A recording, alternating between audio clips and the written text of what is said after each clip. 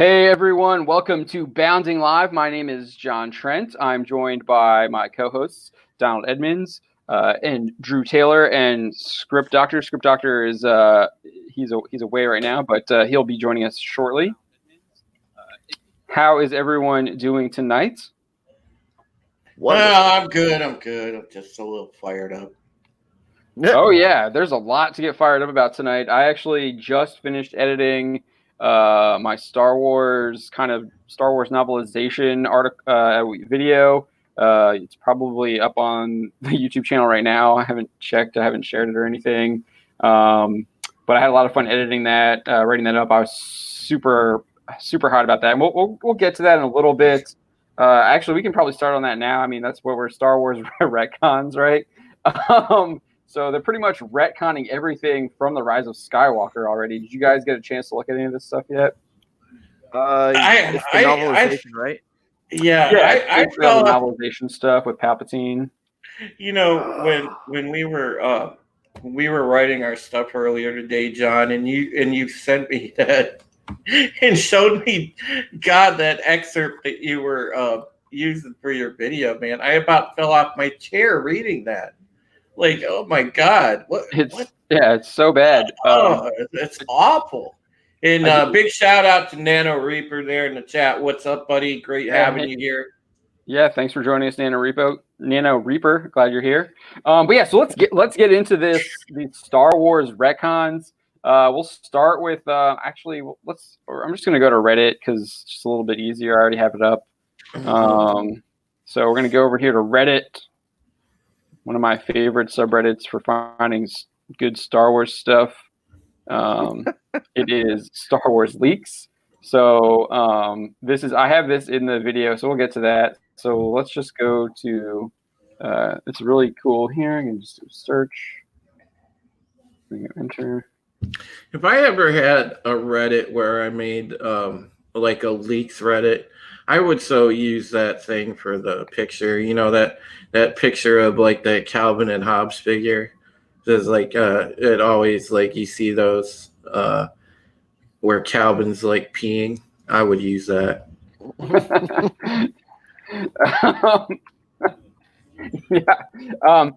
Mark 63366 is asking another retcon. Yeah, what do you expect from Disney Star Wars? That's all they know how to do because they don't understand actual Star Wars canon and Star Wars history and Star Wars legacy. So this one you might have already seen a bunch of people cover. This one was up 4 days ago. And this one confirms that. So this is from the Star Wars Rise of Skywalker novelization by Ray Carson. They were selling it, I guess, in Chicago at C2E2 this past weekend. So people have gotten their hands on it, although I don't think it comes out until a couple more weeks, I guess. I haven't looked at the exact date. But anyway, so here's this leak here confirms that Palpatine is a clone. So you get this is kind of from Kylo Ren's point of view, I guess. All the vials were empty of liquid save one, which was nearly depleted. Kylo peered closer. He'd seen this apparatus before. 2, when he'd studied the Clone Wars as a boy, the liquid flowing into the living nightmare before him was fighting a losing battle to sustain the Emperor's putrid flesh. What could you give me? Kylo asked. Emperor Palpatine lived after a fashion, and Kylo could feel in his very bones that this clone body sheltered the Emperor's actual spirit. It was an imperfect vessel, though, unable to contain his immense power. It couldn't last much longer. So, Palpatine is a clone in Star Wars The Rise of Skywalker. And for people who are saying, like, oh, it was so obvious that he was a clone, like, you saw the Snoke stuff, and it was like, no, it was not obvious. They don't talk about him being a clone at all. There's nothing that is even, like, infers that he's a clone. So this is how they're saying he survived the Death Star. We'll get to that here, too. But, yeah, this is just crap. It's crap. He's not a clone. This is just completely retconning it. And then they had Ian McDiarmid come out. Let me see here. What was that? They had Ian McDiarmid come out. What is that? I did not click that one. Poor guy. They had Ian. Yeah.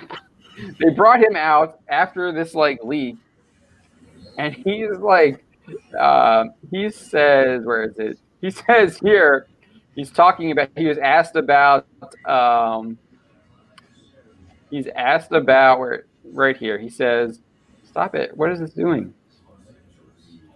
So he says, "Wow, hold on. This is annoying.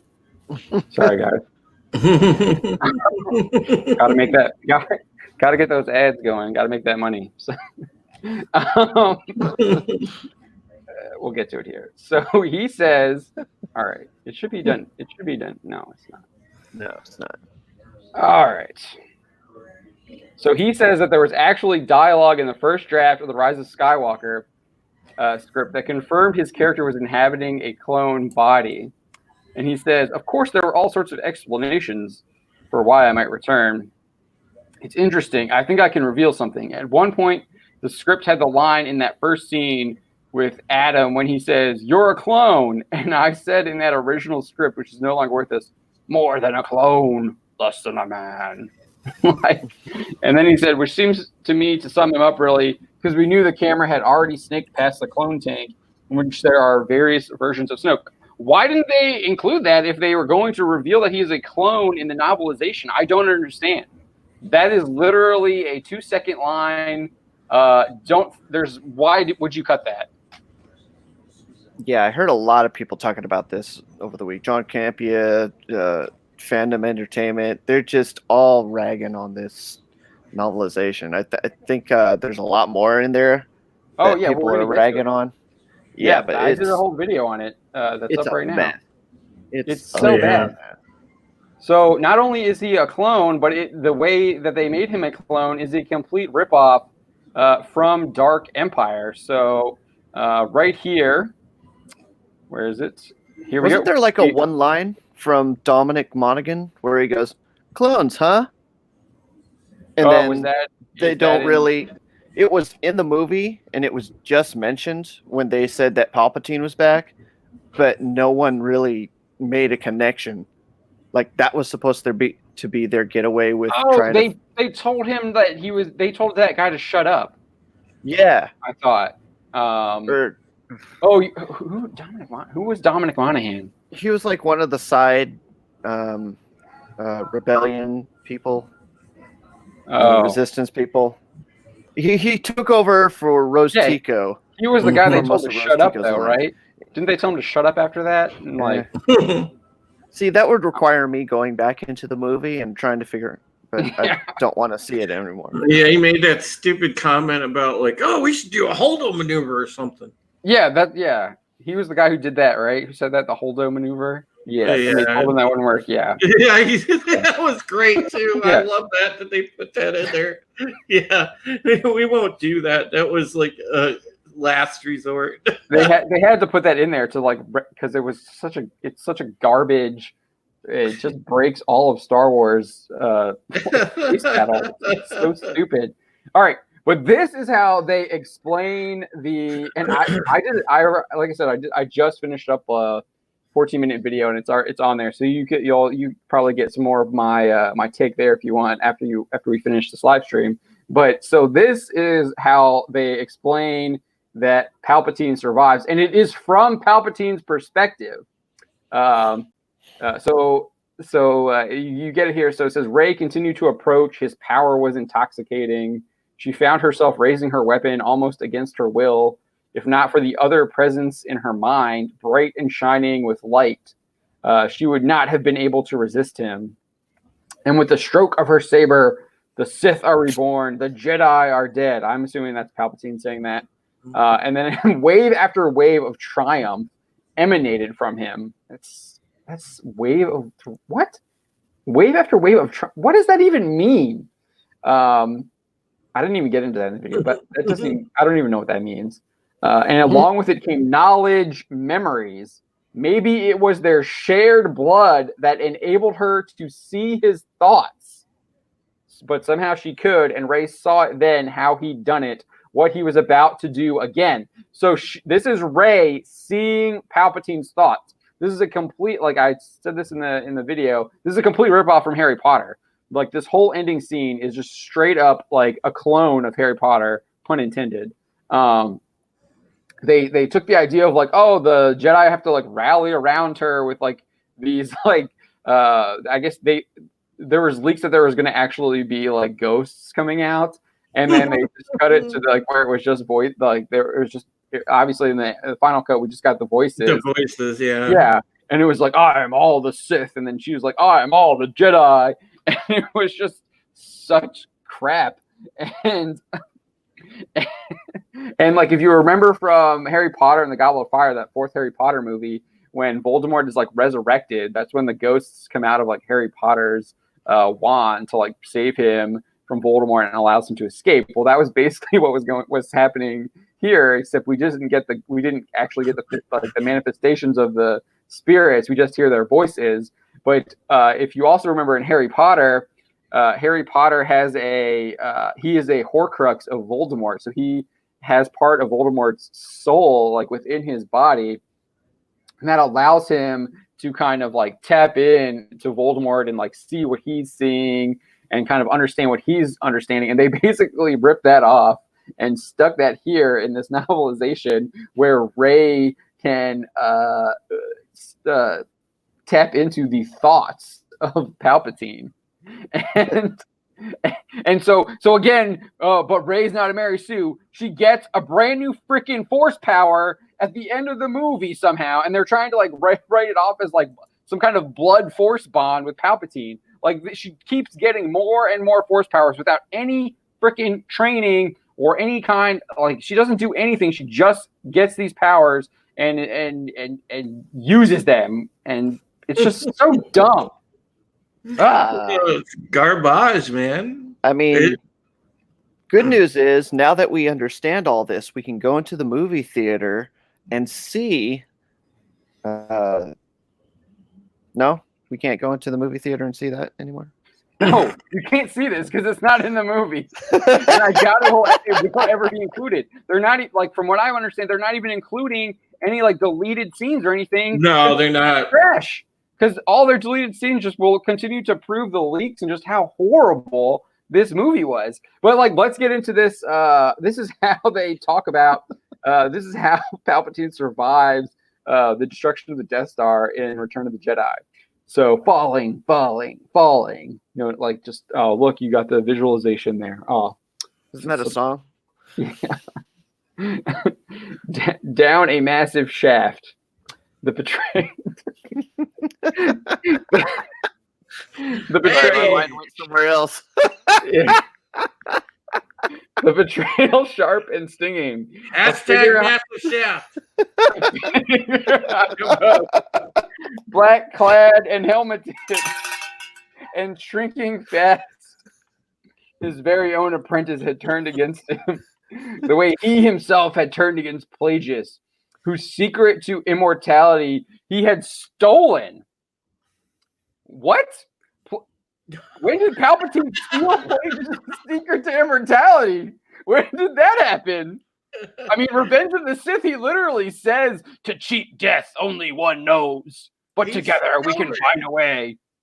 But apparently he knew where like the recipe was and he stole it. What? Yeah. I mean, I think during one of the prequels, he was looking at Anakin and trying to figure out how Plagueis did it, because it was one of the things that he could never do. It's when he's knighting Anakin, like he's turning Anakin to the dark side. That's like what he uses to turn into the dark side. He literally says, to cheat death, only one knows, or something like that. But together we can figure it out. Like he says that in Revenge of the Sith. Like after Anakin has like chopped off Windu's hand, the Emperor's like power and like shocked him, throws him out the window, and then he's like has him turn to the dark side. And then after he says that, like Anakin is like, I will be whatever, and he's like, rise, Darth Vader, or whatever. Like it's literally retconning the prequels here. It's retconning the prequels. Like it's not like they were done with the original trilogy and they're on to the prequels and they got to destroy that now too. I mean, where is Darth Jar Jar? I would rather see freaking Darth Jar Jar than this crap, because this is absolute trash. Like, absolute trash. He says he has no idea how to, like, cheat death, and now he apparently knows that there's some, like, recipe out there somewhere, and he's figured it out. He's stolen the secret. But wait, it's going to get worse, because this is actually gets contradicted over here. And remember, this is all of Palpatine's thoughts. This is like what Palpatine was seeing. And then Rey is tapping into Palpatine's thoughts. So, Plagueis had not acted fast enough in his own moment of death. So this is confirming that the way Plagueis was immortal was that he was putting himself in a clone body as well. But Sidious, sensing the flickering light in his apprentice, had been ready for years. So Sidious wasn't even like, he didn't even think that Vader was fully committed to the dark side. He's sensing the flickering light in his apprentice had been ready for years. This is key too, because they're gonna contradict themselves a couple sentences down here. So the falling, dying emperor called on all the dark power of the Force to thrust his consciousness far, far away to a secret place he had been preparing. His body was dead, an empty vessel, long before it found the bottom of the shaft, and his mind jolted to new awareness in a new body, a painful one, a temporary one. So they rip off the Dark Empire storyline. So in Dark Empire #2, published by Dark Horse Comics, it's revealed that the Emperor is alive, and he put himself in a clone body, and he'd been putting himself in like multiple clone bodies because they can't hold like his dark side power, and that's how he's been surviving. And now he's kind of like waging a war on like this new empire and like trying to reclaim it. So that's basically what they did. They ripped this off. But if you remember, Kathleen Kennedy says they didn't have any comics, they didn't have any novels. Complete lie. This proves that it's a complete lie because they completely are ripping this off and putting it in the novelization here. But wait, remember how it said that that he had been ready for years? Nope, it was too soon. Too soon. The secret place had not completed its preparations. Literally 2 sentences apart, and it's contradicting itself. 2 sentences. I just don't understand. 2 sentences. They're contradicting itself. Oh my gosh, yeah, this is god awful. How's it going, Tom? Tom. I don't know if he knows I added him. Yeah, we just typed in the private chat, but yeah. I mean, yeah, this is so bad. This is so beyond bad. 2 sentences. Yeah, hey, Tom. Just said that he had been ready for years, and now they're saying it was too soon. You didn't tell me I should have brought popcorn. I'm sorry. Sorry, this is just I'm so pissed at this. This is so horrible. Like, how do you do this? How does this get by an editor? I'm not, because it's not going to increase their ticket sales. It's not going to help the movie. The movie's already done. It's had its box office run. It's done and over with. Mando is Star Wars now. Yeah, well, you're not wrong about that. Yeah, the only thing close. I mean, Star Wars is like, dude, I love Star Wars so much, and they've just flushed it down the toilet, and then kept flushing it, and they're. Well, they did, yeah. But so remember how we said that over here on page 1 over here, 219, I guess. It says that Plagueis, whose secret to immortality he had stolen. You remember he had stolen the secret? Well, the transfer was imperfect, and the clone body wasn't enough. Perhaps Plagueis was having the last laugh after all. Maybe his secret remained secret. That's not how you have a secret or a secret. Yeah. Yeah. Who's the writer on this? Ray Carson. I'm not going to blame her. I mean, this is just trash Disney. corporate Disney. I wouldn't be surprised if it was multiple writers and she just has her name on it.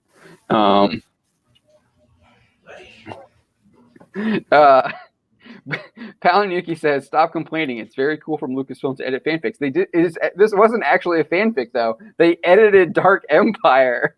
They edited an actual published Star Wars story that they say that doesn't exist. That Kathleen Kennedy says doesn't exist to put in this novelization.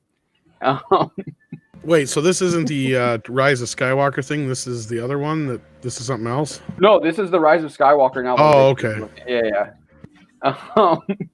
It's ridiculous. It's so bad. How's it going, Script Doctor?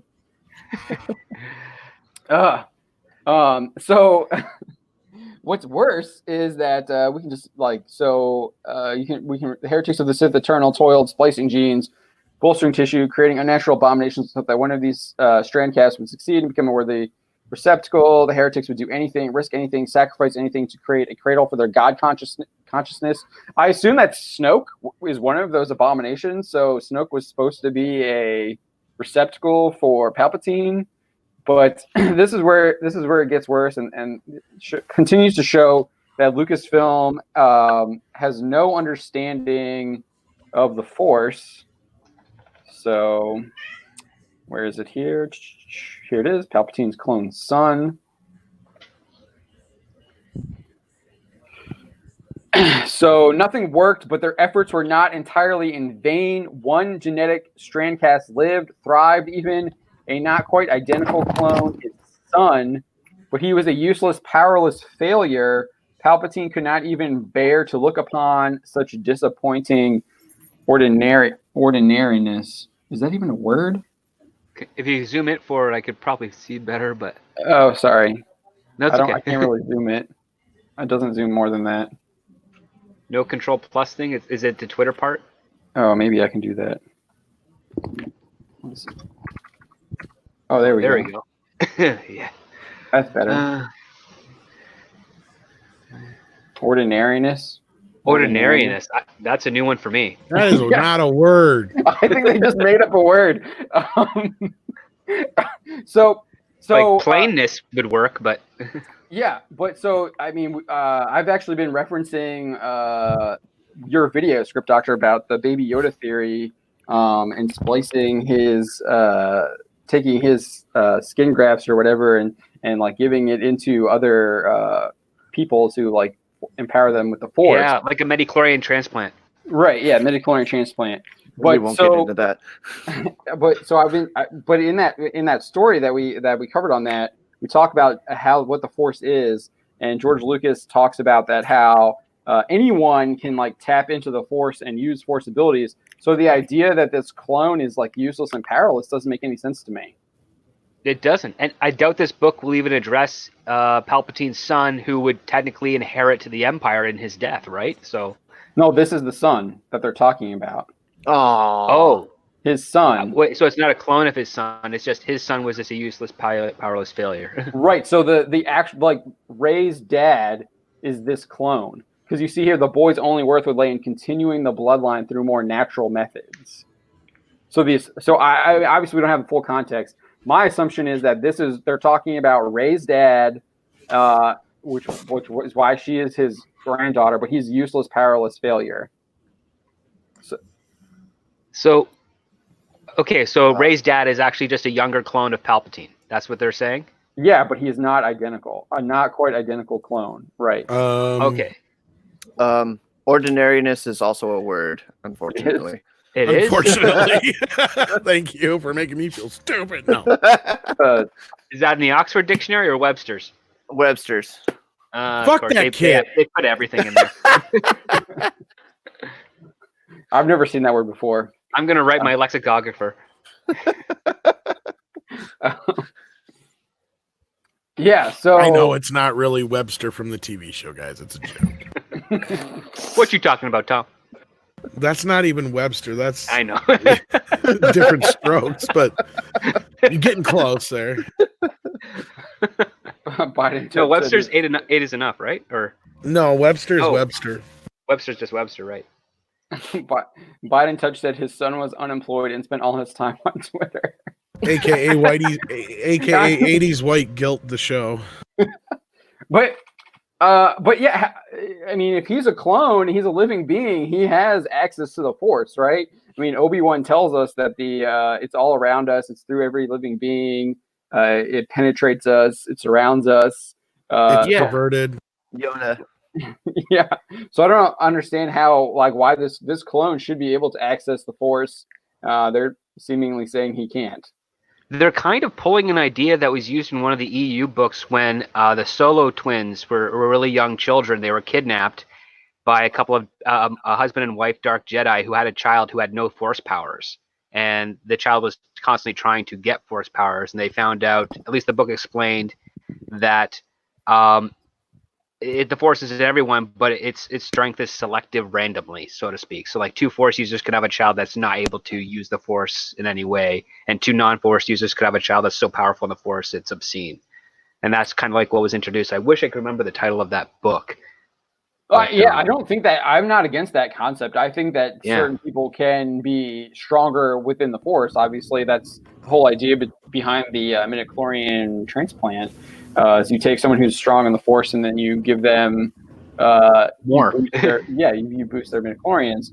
I haven't fully completed Star Wars Jedi Fallen Order, but I have a beef with that game too. I talked to Drew about this offline, but so they embrace this dumb idea of being able to close yourself off from the Force, but instead of just saying that Luke had shut himself off from the Force.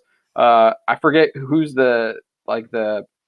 his mentor, Kestis's mentor. She has a much longer explanation, that she's actively rejecting the Force. So she's somehow she's so in tune with her body that she's able to push the Force away, so she can't use the Force powers. And I just think that's utterly ridiculous too. What is she using to push the Force away if it penetrates you and it surrounds you and it binds you? I don't know how you. It's like Thanos using the stones to destroy the stones. It doesn't what? Yeah. So the novelization makes the film even more of a disaster than the film actually was, in my opinion. They're just doubling down on a turd and putting out another turd on top of it. It's just creating a mountain of manure. Dude, Star Wars. Nano Reaper put a great comment there. Your Force strength is dependent on your D20 roll during character creation. I mean, that's true. That's true. And the reception is based off of your convincing roll. Might as well be. Yeah. I'm so sick of this stuff, man. These people have no understanding of Star Wars. And then we had this so I don't know, I'm assuming everyone saw this because the story went super viral.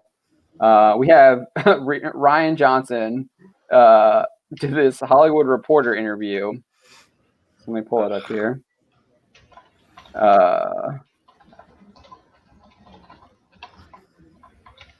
There it is. There he is. There's Mr. Roundhead. Nope.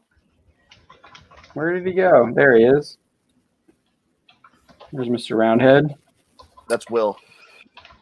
That's Will. Why does everybody keep asking me if I'm going to be Kirk? Kirk's dead. I haven't been Kirk in 30 years. Quit fucking asking me if I'm going to be Kirk again. It's not going to happen. Nope. Actually, I heard rumor there was one way it's going to happen, but there's no way CBS or Paramount's going to do it. So they don't have $10 million to give me. No, it's not just the money. It's he wants a really good story that sends the character off better than what happened in Generations. Yeah. Yeah. I think people are asking him to come back because they're desperate for anything decent from Star Trek. I can bring him back in an organic way that's a lot of fun and can give him what he wants, but I'll never get the chance to do it at Paramount. I don't eat that organic shit. It's just same crap, costs more. Yeah, so in the last few seconds, John, I reached out to a source and it looks like that thing that I'm working on is a load of bunk. Okay. We'll get to that later. No one knows what you're talking about. Yeah, I know. I don't want to exactly spill the tea until it's time. But, yeah. Right. So Johnson was asked by the Hollywood Reporter's Natalie Heltzel, whenever you are writing, let's say you are creating your own universe, you said you don't think about actors, you are starting something from scratch. How is that approach versus something where you have a pre-existing universe? If you are writing characters for Star Wars, you have this universe, you have characters that everybody knows, and then now you are doing something from scratch. Do you find your approach is different for that? And this is what he answered. No, not at all. Because I don't really think in terms of universes or in terms of creating worlds or whatever. That's not that interesting to me. That's the whole... Oh, my God. He continued, the only thing that is interesting to me is story, and the story specific to like whether you are writing a Star Wars film that's part of a 3-movie trilogy or a quote-unquote original thing like Knives Out, you are still telling a story that is new to the thing that you are doing, that it has to work within the context of that movie. So to me, the notion of what's the entire galaxy or world that you are creating or something, I can't imagine getting excited about creating that. To me, what I'm excited about is creating a 2-hour-long experience for an audience to have in the theater, and that means how they engage moment to moment with the story and the characters that are on the screen, and that doesn't change in either one of those. Okay, so first, let's address the journalist asking that question and how she can't form a proper or cohesive question, because that's just rambling, what I'm doing right now. Second, she was doing it off the fly. I'll admit she was doing that one off the fly. Second, world building is a byproduct of good storytelling, so you cannot separate the two. It's not mutually exclusive. Yeah, I mean. And third, he's talking about instantaneous entertainment. So if they're only going to engage in the moment, they're then not going to engage in the whole.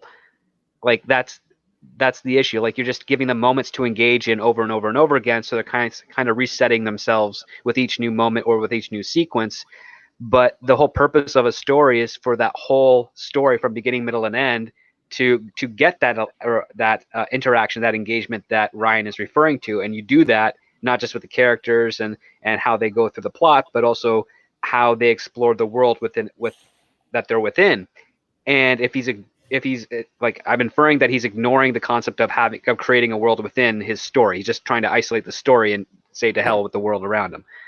No, that's exactly how I interpret it too. And that's why I use the headline. And that just boggles my mind. It explains why Looper was a terrible film. This is there's a bigger point that I just want to touch on like super quick here. Yeah, and it doesn't matter like exactly what the franchise is. I don't like the sort of attitude that all of these new people that are given the keys to these franchises. They don't understand, the honor that they're being given, being stewards of an iconic franchise like this, and to go and give it this attitude like, oh, well, I just care for moment to moment entertainment. And I don't care about the world that we're in or what the rules surrounding it. Well, you're throwing out everything that it means to be the steward of that particular franchise. You tell the story, and yes, sure, I understand their point to a degree of having constraints because they feel like it's a constraint. It's not a constraint. You can still build plenty within that world, but there's things that go along with that. They just don't want to make the effort to build within the world, and that, oh God, that makes me. Well, liken this to The Empire Strikes Back with Irvin Kershner. He had one stipulation to direct that film with George Lucas, and that was he gets to make the Star Wars movie he wants to make. And the key word there is Star Wars movie. He wanted to keep it a Star Wars movie. The Last Jedi is barely a Star Wars film. Well, yeah. But he also a Star Wars film.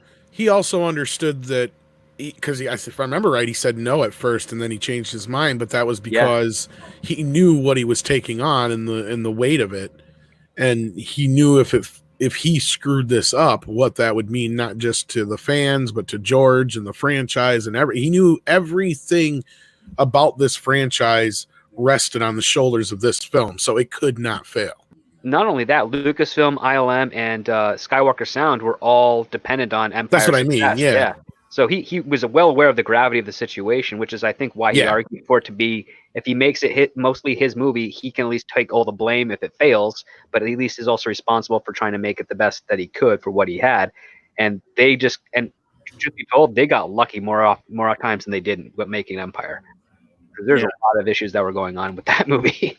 Can you highlight that comment, John, that Palanuyuki just made? I mean, because I think Palanuyuki nailed it right there. Fans can't care about a world that creators don't care about. Exactly right. That's true. Yeah. Like if you can only care about the characters and your instantaneous story, and not how that story and those characters interact with the world around them, you've literally just said, I'm telling a story within a bubble within its own universe.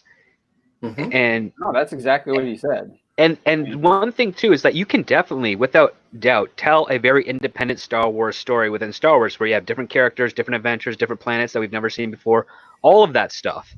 But that same approach doesn't work when you're dealing with characters of an established franchise. Like, he's now responsible for the direction of Rey, of Kylo Ren, of Luke Skywalker, of Leia Organa, of like Admiral Akbar. All those characters that he has brought into this movie, he is now responsible for carrying on their story, giving them a new direction. And he just decided to wash that away in favor of basically a meandering event of them slowly running away from a fleet and then failing in the end. Like, it's just a universe that has hyperspace and the ability to jump in front of other objects if you have to. And, they literally in any direction. Yeah, they literally showed in Rogue One that you can. Vader's fleet shows up, and I know you have issues with Vader at the end of Rogue One, but the part where his fleet shows up and like corners the rebels shows that they could have easily done that in. Yes, exactly. Yeah. Instead, they just like, oh, we'll wait till they run out of fuel or whatever. And no, like, I think the space battle in Rogue One is fantastic. I think that's the best part of the movie, in my opinion. It's just the Vader in the hallway that I have issues with. Okay. Yeah. Well, and to go back to the whole thing about the creators not caring about what they're creating, that's a very good point. And this is across the board the problem with all these franchise is these kids and writers that jump in there and they don't really give a shit about these things. They're just there for the prestige of having the job, and they're misplaced and they don't understand the world. And when your audience understands your world better than the writers, then you run into problems. And that's what we see on especially things like Star Trek and stuff right now too. Star Trek, Doctor Who, Star Wars. Yeah. I mean, for example, like Star Trek, we keep saying, it feels like all they did was watch the first episode of Star Trek, which on the DVD is the unused pilot that later got turned into a completely different episode, because that's the Spock and stuff that we seem to be getting on screen, not, the one that we know normally, and it's just little stupid shit like that. And it's just like with Picard, it's like, oh, they watched Up to Measure of a Man, then they quit. And it was like, well, then there's other things they pull out of nowhere and other characters that don't act like they're necessarily supposed to and all these other things. And that bothers, fans. And I don't expect Patrick Stewart to know the ins and outs of the Star Trek universe. It's technically not his job, but Kurtzman and all the other writers in them should know more about it than I do. And I'm at best a casual Trek fan. I wouldn't even consider myself like a Trekkie or anything necessarily. Yeah, they should have gone to Star Trek camp for 10. I mean, Johnson said he's these people claim that they're like, remember, Johnson said he claimed that he was like a lifetime Star Wars fan. And I think someone pointed out in the comments, he like pulled out some like obscure book from like his bookshelf to like try and prove it. It was probably given to him by one of the something he just got from Disney now. That's what I've said before too. It's like he probably hasn't watched these movies since they came out. Yeah. Well, I mean, Shaban said that he's been a Star Trek fan since he was 10. And he probably hasn't watched Star Trek since he's 10. Yeah. I actually found some script or two from Shaban way back in the day, and they're not that great.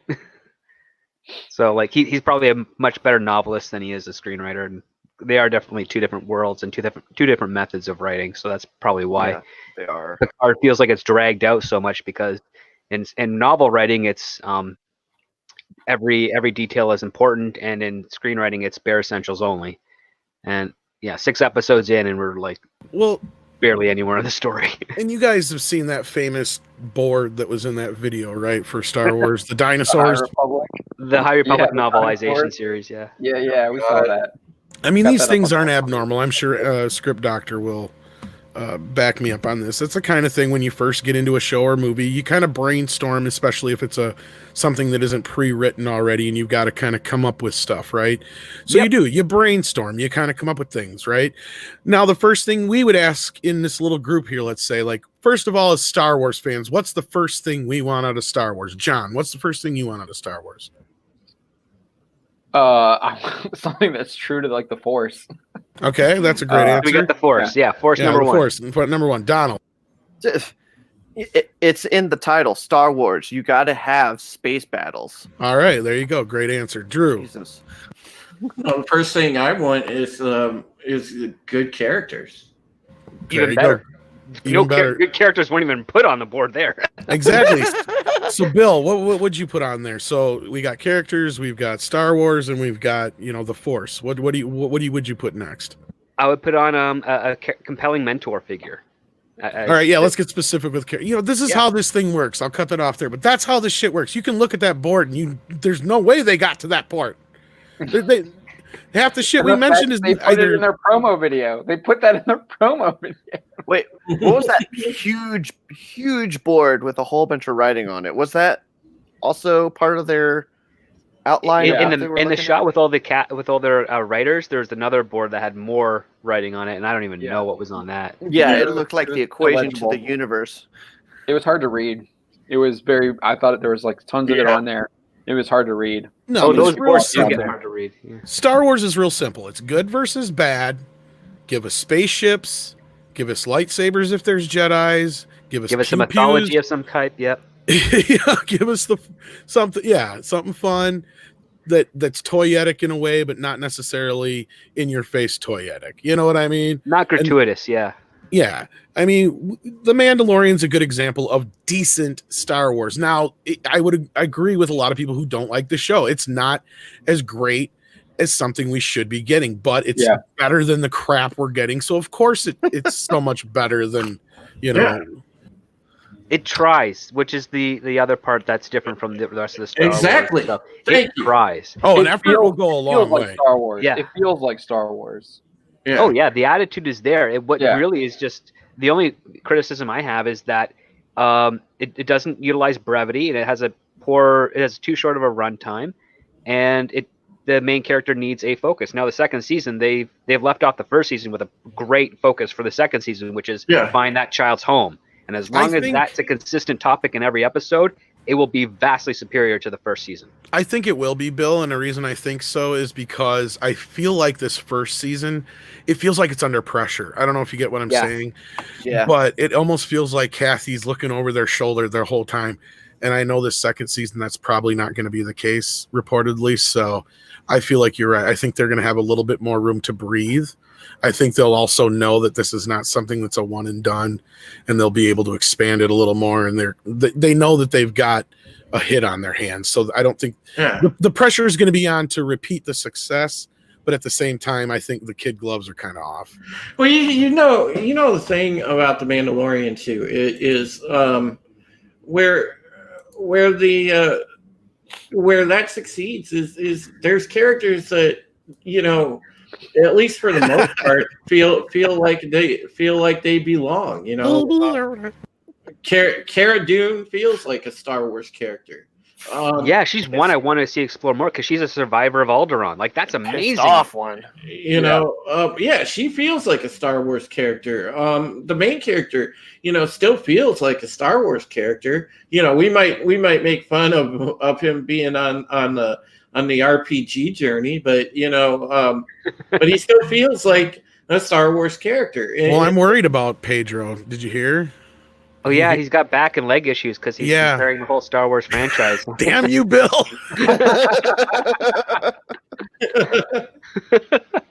I love that joke on your. It's funny because he's not even in the suit most of the time either. So I feel for him too. Well, he's about to carry Wonder Woman too, so. I saw that meme where I'm hearing mixed things about that, but I really hope it ends up being a really fun movie. I mean, from what I've seen, it looks average. It doesn't. Well, did you guys hear the bomb we dropped earlier about 007? I only saw the 2 Star Wars videos. The Star Trek and the Star Wars. 007. John, you'll be definitely interested in this. We got word from one of our sources. The wokeness, they're changing it. That they're using the virus as an excuse. Yeah, that's to reshoot after a very piss poor screening they had. Exactly. I believe that 100%. Yeah, I buy that. And everything we've seen from the Daily Mail leaks and all that stuff, and they bringing in that the woke writer who played the woke robot in Solo. I mean, I completely buy that. Oh, I mean, yeah. I was shocked that the Box Office Pro had it making more money than Spectre. I was like, are you kidding me? No one is hyped about this. Like, I love Bond. Bond is like one of my favorite film franchises. And I was like, I'm not going to go see this because it looks like crap. It looked like Birds of Prey. Yeah. Well, we're supposed to. I think those women are going to die in the movie. I think we're going to have a video come tomorrow, and I'll slip you the script ahead of time so you have all the info. So yeah. I mean, that I'm not surprised by that at all. I'm not seeing anyone else cancel stuff for coronavirus. Disney's not canceling Mulan. No one's doing that. New Mutants is coming out still. Yeah. And if any of them was going to get canceled, it was going to be Mulan. I'm still not 100% convinced it won't get moved, but it won't get moved like Bond did. You watch. That's what everybody's saying. 7 months is a very arbitrary, strange number to pick. Yeah, that is. They're doing it for like Remembrance Day, Memorial Day, right? Or I don't think it's out till November now. Yeah, November. Yeah, November. Yeah. So what's in November? What else is in November? Venom. Venom's October, right? Venom is wait, is Morbius? Morbius is first, right? Morbius is first. Morbius is first. Okay, we haven't even seen a trailer for Venom 2 yet. I think Morbius is. Yeah, I'm not sure. Is Venom 2 still coming out this year? Or? Could be. I think so. Yeah. I know they're shooting, but. I thought there was a DC movie coming. There's Wonder Woman. That's not. That's the summer. They moved. Yeah, that's already locked in. They're not doing that. I don't think there's. No, but don't be surprised if Mulan doesn't get pushed off. But what they'll do is they'll only push it off like a month or 2 at the most, or they'll just say right at the moment arbitrarily they're just holding it off, and then as soon as shit dies down, then they'll release it. Yeah, it's really hard to say. Exactly. And either way, Mulan's gonna bomb. I think. Oh, it's definitely gonna bomb. I don't. Yeah. I'd be a miracle that they pulled off like Aladdin or Lion King numbers. They sold out to China and they abandoned the actual animated film. There's no Mushu. They got rid of Li Shang. They turned the bad guy. Do you think kids will care though? That's the big question. Because I thought, I'll be honest with you guys. I thought Aladdin was going to be the one to turn people off.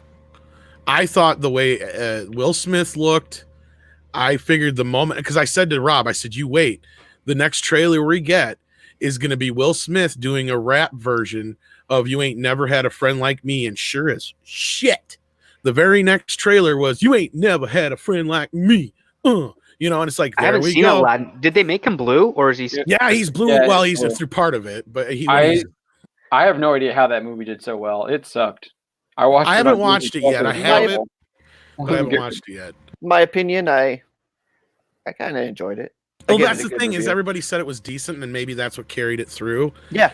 I don't know. But I thought with the trailers that dropped of that, I thought, oh, this is going to be Disney's first big bomb. And no, it made $1 billion. I mean, Dumbo bombed pretty bad. Dumbo did, but Dumbo I think was They should have put it on Disney Plus like they did Lady and the Tramp. Well, Dumbo's also not one of their movies that has like everybody like. It's not Aladdin. It's not Little. It's not Aladdin. Yes, thank you. Yeah. It's not. It's definitely a Disney classic, but it's not one of those where it's not the first one that rolls off your tongue when you're talking about Disney movies. Yeah. Lion King was the one that really hurt him. No, I thought Lion King did really Lion well. King did financially fairly well, but it wasn't critically revered. Yeah, that's the thing. So, and that's where I was like, okay, maybe this. You might be right with the Lion King with the way that was received, even though it made like almost $2 billion. Oh yeah, I think the spectacle is what really drove that box office, because it was literally a computer animated film that was photorealistic. So that kind of. I remember looking at the posters and I was like, "That's all." They just took a photo of a lion and stuck it on a poster. Yeah. I would have much rather seen them use real lions and then watch the behind the scenes of Jon Favreau trying to wrangle those lions to do what he wanted. I said that on Meet. I'm like, when the movie first came out, I'm like, I don't know why everybody keeps calling this the live action Lion King, folks. It's still animated. It's all 100% animated. It's not like Favreau was sitting there with a fucking steak going, "Come on, lion, come here, lion, act for me. Let's go, come on." It's under there. It's called the Disney live action. It's like a studio banner. That's why. No, I know. They should have gotten an award for their CG on that, but at least with Jungle Book, you had the real kid. You know what I mean? Yeah. There's no humans in Lion King. Not a single one. No. Yeah. Now the double-edged sword of the coronavirus is the fact that Hollywood has to start looking beyond China to make up any lost income with their movies, which is actually really good, because you want them to hit other markets, and when they start realizing and taking a look at the numbers and what trends out there, it might be a benefit to our future media to see what stuff could bring more dollars in locally and also within the Western Joker Europe. effect. Joker. Pretty much the Joker effect, yeah. Because from what I understand, correct me if I'm wrong on this, but they make a whole lot more money from films that are here, because China doesn't give them as much box office. Right. The big thing with China is the investments. Yeah. See, here's the thing that most people don't get is because when they're like, "Oh, Star Wars made $2.5 billion," it's like they were lucky to get 60% of that. You don't understand, especially like China. They literally get like 10 to 20 cents on the dollar if they're lucky. Yeah, I heard it was like 75% is what China's take is. Yeah, and that's fine. They'll take that lump, because what that does is, I mean, first of all, China's market is so huge that 2 billion people. Yeah, so that's still a lot of money. Yep. But what you do get is you get a lot of Chinese investors. That's why Paramount was nearly crippled when their Chinese investors pulled out, because they're like, "Fuck, there goes our money, all of it." No, yeah, I mean, I think that's a huge problem. Personally, sorry, I gotta turn my phone off here. I mean, I think that's a huge problem with Hollywood in general, is that they're so focused on China, they're abandoning everything else. I think Mulan is the perfect example. And then I mean, Box Office Pro is saying it's like 48 million or something. They're marketing it their dreams. They're marketing it as a war film. But the director's saying like there's no like actual like what's the budget blood again? Or anything. 200 million according to Hollywood Reporter. How much did the animated one make? In China, like nothing. No, just in general. In general, I don't have it off the top of my head. Okay, I'll look it up. 100 and something maybe. I know in China I saw it was like $30,000 in like the province where Mulan is supposedly born in. Like. Its worldwide box office was 304 million. Oh yeah, that's not bad at all. That's 19. It actually did better than the Little or not better, but almost as good as the Little Mermaid and Pocahontas. So I mean, it was a $90 million budget for animated film at the time. Yeah, but they're not going to have. There's no Mushu. There's no Li Shang. They changed the bad guy with the hawk to like a witch. But that's the thing, though. Are kids really going to care? That's my big question. Because, I mean, I know parents going to take their kids to it.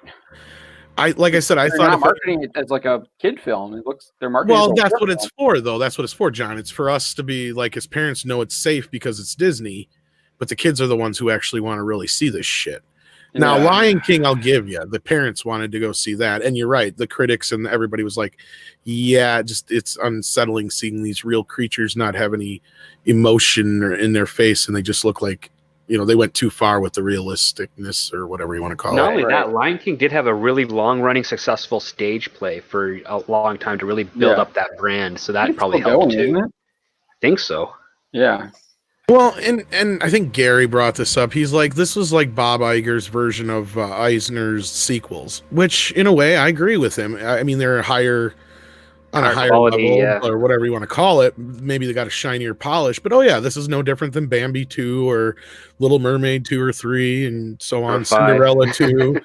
You know, it's like these things are just, they're repackaged bullshit. And I mean, well, Eisner was kind of smart to do the directed video stuff because all the video stores that would stock that stuff, they had to buy it full retail, and then they had to put it on the shelves, and it took anywhere from a lot of it 3 to 5 weeks for them to make their money back. Well, the upside of those, and I will say this, you are right to a point, because a lot of that was all of it was pretty much sell through, where it didn't cost nearly as much for me to get my money back when it was on the shelves compared to like Hannibal, which cost me $80 a videotape, you know, so that's a bigger problem to get my money back, you know. That's because the late $80s, early $90s VHS tapes were supremely expensive. Then when you got to the late 90s, early 2000s, that's when it got dirt cheap for VHS and DVD to distribute, and that's where lots of those directed DVD stuff made a lot of money for studios, especially ones that were starting up. Like Asylum, the only reason they exist is because they did direct market to video stores. And it's crazy that they were able to make stuff. There was a whole industry built on straight to video, which has now just turned into the streaming industry. Basically. Alan Yuki says Disney's next plan is the animated remakes of the live action. Absolutely. Oh man, 2025, the Lion King cartoon. Now, Gabriel Jones reprising the role for the 3rd time.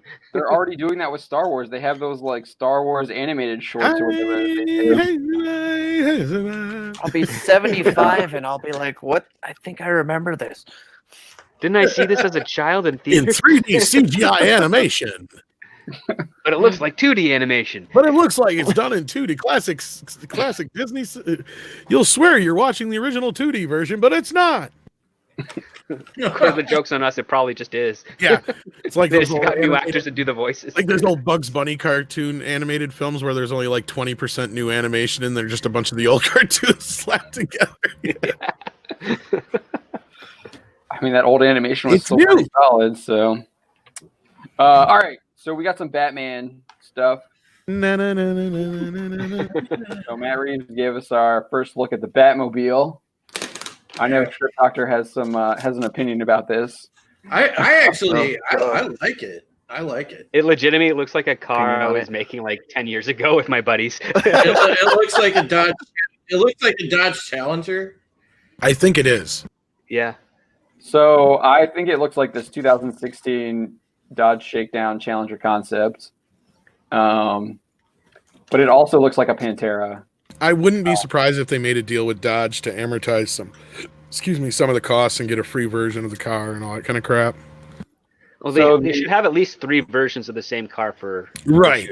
Well, my point is I wouldn't be surprised if we find out that Dodge is actually involved, and then when the movie comes out, there's a bunch of Dodge commercials with the new Dodge Ram, and it's got fucking Pattinson in the commercial and shit getting drive-through. Or it's got like some Batman fin-like things on it or something. See, I don't mind the car. I like the car, and it looks like you could add some Bat stuff to it still.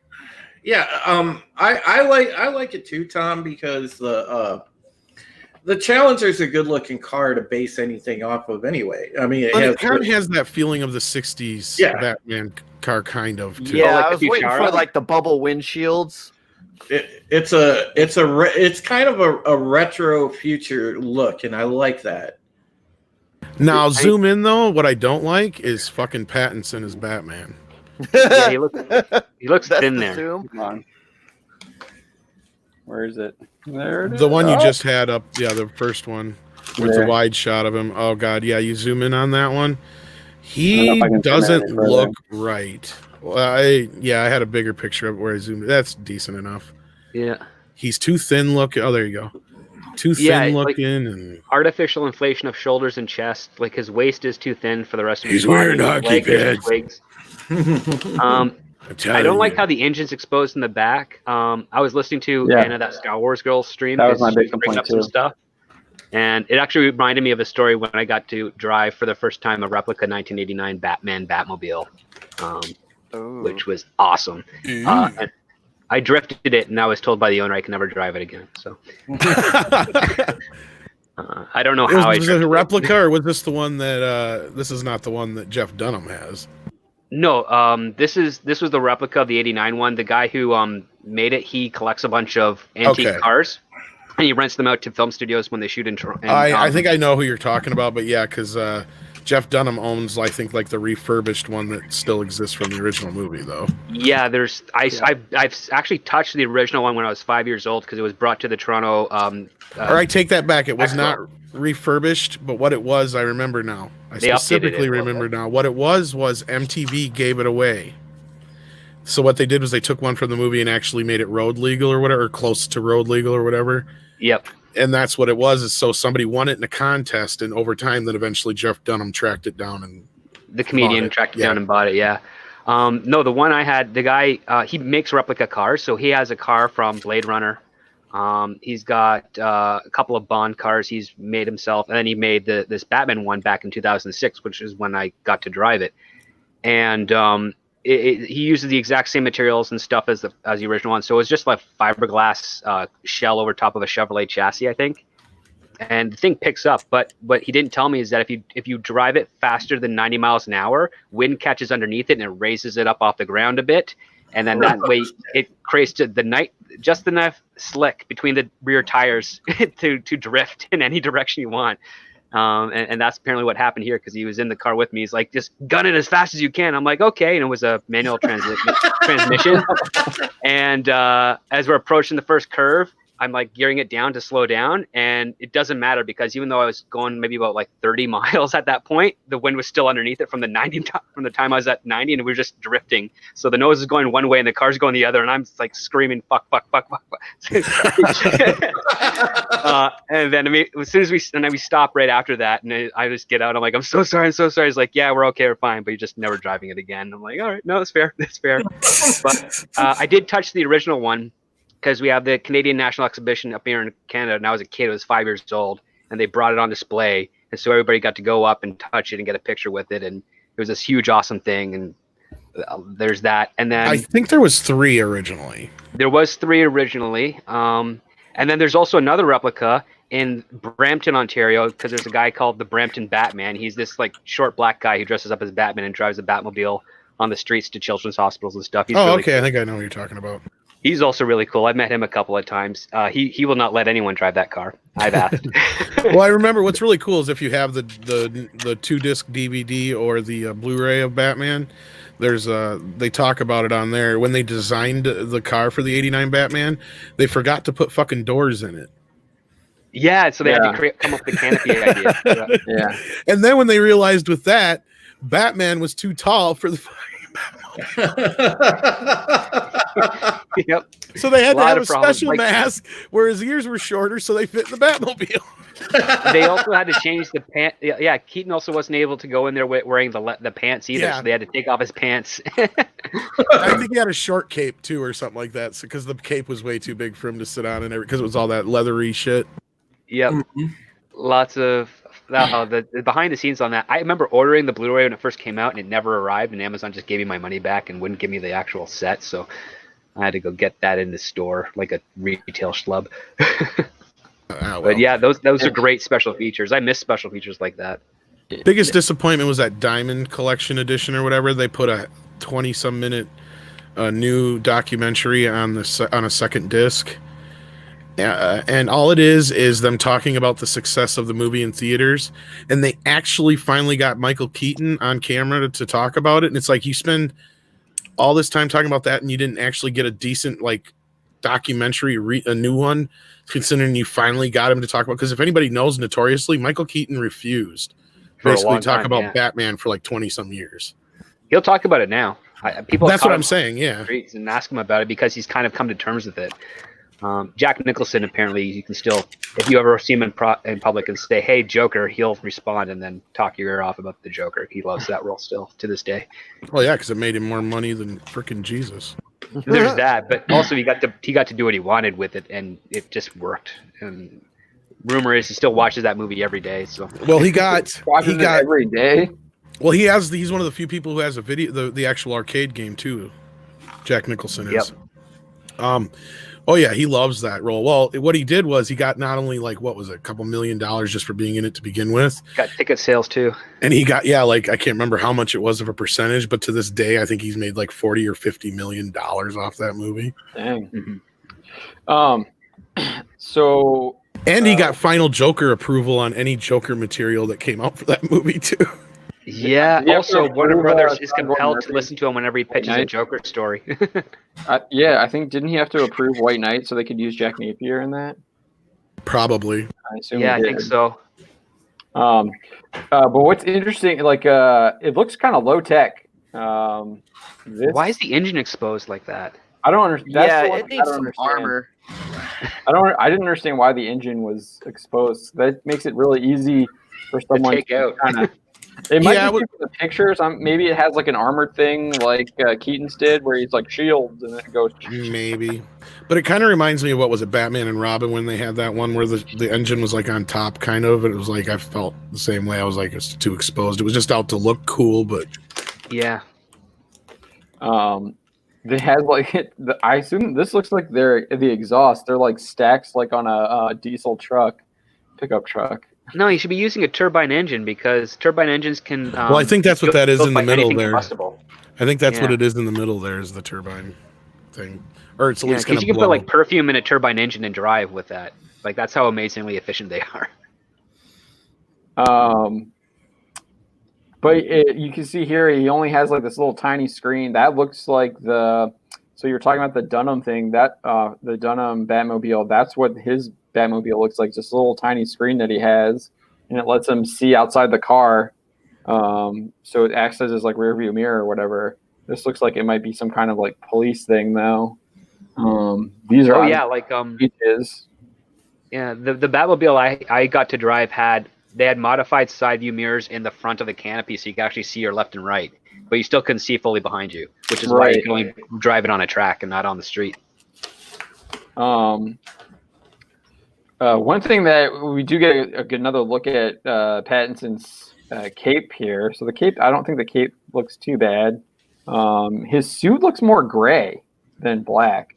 I don't know if that's the lighting. Yeah, probably the lighting. I think it's like the lighting. Those gauntlets really stand out and don't fit the rest of the aesthetic. Right, yeah. Does he have the underwear? No. Damn it. Oh. I'll be honest with you. When it comes to Batman costumes, I'm more of a minimalist. I like the original 89 Batman costume is still probably my favorite. I like the simplicity of that one, yeah. Yeah, I mean, you don't have to go crazy. And then probably third would probably be Affleck's, simply because, again, they went back to more of the simplicity of the comic book version. I mean, I still think Adam West is probably the more. Well, yeah, and then you get the original classic version. That's probably my top, number 4 or 5. Yeah. Where did they put the flux capacitor? I was thinking that too. I was going to make a Doc Brown joke earlier, but you guys. Well, this one's got normal doors on it. It doesn't have a canopy or anything cool to get into it. It's just like a normal car door. Really? They're going like that old school with it? I don't. It looks that way, yeah. Well, so because if you take a look at the top side, it looks like it might be welded shut. Yeah. Well, I mean, if you look at the top side there's no division on the top of the roof of the car, right? So, unless that whole thing comes forward. Wait, what do you mean? So it's like that's the windshield, and then that's the hood of the car, right? So if that whole thing from the backside comes all the way forward to the front of the bumper. Ah, I think I see what you're saying. I think it is the convertible. Go back up. I think I see what Script Doctor's saying. You see those poles there that are coming up to the back? Yeah. I think he's right. I think that top actually slides up. So half the time it can be a convertible unless he needs protection over top. And then otherwise it's on the back, like protecting the engine. Covers the engine, yeah. Yep. And he probably doesn't use the door. He probably just hops in like Dukes of Hazzard style. Because that's one thing about the old Batmobile and the 40s one in the serial when he just has like a regular fucking car. Batman looks dumb as shit. Yeah, Batman looks dumb as shit just getting in a car. You cannot, and that was probably one of the happy accidents of the 89 Batman, because that's the cool thing is he looks better jumping in like a cockpit than he does opening a door and getting in just like a regular Joe. That just, just kind of stops Batman dead. There you go. There's a joke for my. I'm not getting in this. Yeah, he gets a new car. And nope. It's like it's got no. I have to open fucking doors. I'm not getting in. Can I remotely open the door? Does the top come off, or what's the deal? I do like the aesthetic of Gotham that we get to see here. Looks like obviously worn down. There's not a lot of this doesn't look like it hasn't been maintenance in a long time. A lot of rust on these on the architecture and everything. Wait, so he's just parked this in the middle of the street? He hasn't not up to a curb or anything like that. He just left it there. I don't think this is probably anything from the movie necessarily. Yeah. Well, this is just like the. I mean, this here is the same as that Affleck shot. That I agree. Yeah. Yeah. With it's the exact same thing. We just got 2 more photos as well. But he does look really awkward standing there. The way his hands are, it doesn't. Yeah, look he just doesn't. He doesn't have a pose. And if you're not, you can't even look good in a still picture, and you're in a Batman suit. Something's wrong. That's a problem. Yeah, his shoulders are pushed forward as if he's slouching, but trying to stand up straight. Yeah, it's because he's got those fucking hockey arms are back. Yeah, that's because he's got those fucking pads on his shoulders. That's why. Yeah, Batman pose is easy: chest out, arms back, legs slightly apart, in a ready position, and then head looking at your target. That's Keaton kind of made the mold on that with the new Batman. You should have watched Henry Cavill's Witcher workout on Men's Health. We'll have an article about that from Jorge tomorrow. I got to start working out again. Picard. I've been eating so much comfort food to get through Picard. I've been putting on the pounds. Well, you've also got. I got that later tonight. Got complacent. But I like the car. I think the car looks cool. I love the old muscle stuff. Like I said, I think it looks like this Challenger concept from 2016. And I just wish it had a Batman-shaped cow catcher at the front. Yeah, I think it should. It needs a little bit more Batman to it. Well, that's the thing. This is supposed to be Batman Year 2 or whatever. There's room for. There's room for add-ons. Yeah, absolutely. I mean, yeah, especially after that thing gets shot up. He's got a lot of money in it, especially in that engine. That's for sure. That is a huge, huge engine. All right. So, Don, do you want to talk about? I'll hide this here. Sorry. Do you want to talk about some of the MCU rumors we've been seeing? Oh, Loki. Okay, so this is late breaking. I guess it was earlier today. They got some set photos. Mm-hmm. And on set, along with Tom Hiddleston dressed in civilian clothes, you have the other cast member, Sophia De Martino. She has her jacket opened, and it has kind of Loki's kind of uniform garb underneath. I don't know if you have a picture of that, John. I'm pulling it up right now. Yeah. It's got to load the ad, so it's going to mess there up. It is. Hold on, I gotta wait. Because of that, there's a lot of chatter that, it's confirmed. She's playing female Loki. There's other chatter that she could be playing Enchantress, and I think we covered that in another story. Or it couldn't just be that Loki turns himself into her for a second. Well, they're both on the same set at the same time. He's in that could just be for swapping out if they were changing back and forth. That's what I'm wondering. Does he have the similar clothes on? Does she have, or? He has civilian clothes. Right, but I mean, are they? Because she's got a jacket and stuff on there too. Yeah. That's what I'm wondering. I mean, I'm just, My thing is, it's a series right now. Nothing's confirmed. My thing is, she's playing a character. Enchantress, Sylvie. Oh gosh, I have the story up somewhere. Sylvie Luchtenberg, whatever her name is. There's a young actress, right? Yeah. There's a child actress that's playing someone named Sylvie. Yeah. So she'll be she's the second Enchantress in the comic books. So this could be the older version of that character, and she's actually an unwilling agent and of Loki. Like Loki imbues her with her powers, so she becomes a second enchantress and ends up being like a pawn of Loki at some point. And since Marvel can't really do the uniform of the comic book enchantress, this might be the second go-to. Wonder if she just steals his powers.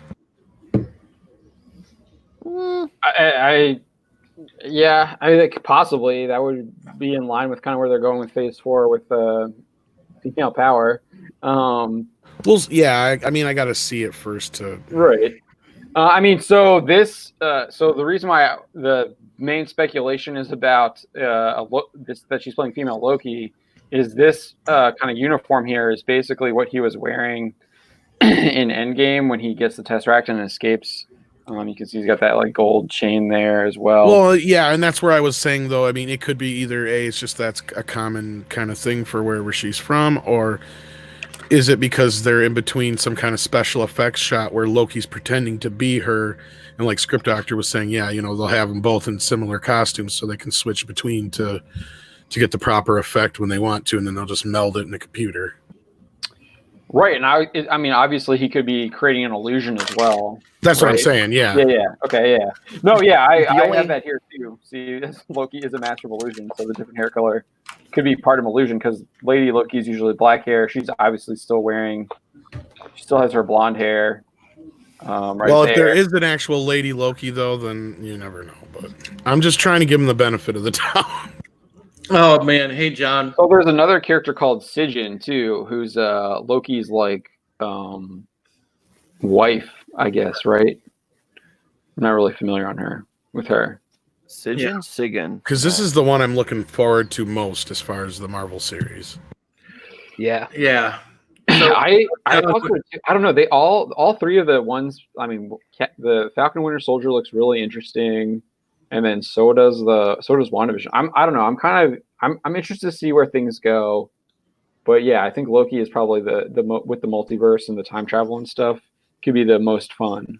Right, and I like the idea that it takes place. At least it starts out, in the middle of Endgame there or whatever. At least that's the implication we get, to where we get to see, what did Loki do, when he disappeared? Because we were just talking about this earlier on the show. It was like, I'm upset that Black Widow's not coming out until this year. It should have been the movie in the middle of Infinity War, unless they actually surprised me with something like, obviously, I don't want to get into the whole spiel, but, setting up like this whole thing where she could still possibly be alive or whatever. But I'm like, I think Script Doctor's been on too before when we've said, the whole idea of what, Steve had to do to put the stones back could be its own movie or series in and of itself. Oh yeah. Mm-hmm. So then we've got because the highlight would be him facing the Red Skull again. Yeah. Oh, there's Owen. Where's Owen? Okay, I see. He's in the blue. His suit. I see him. Yeah. Oh, that's covered up like he got a secret. Oh, I don't think he's covered up. I think he's like leading these guys. I think he's like their bureaucratic leader. You think that's Owen Wilson with the mustache? You think that's the costume?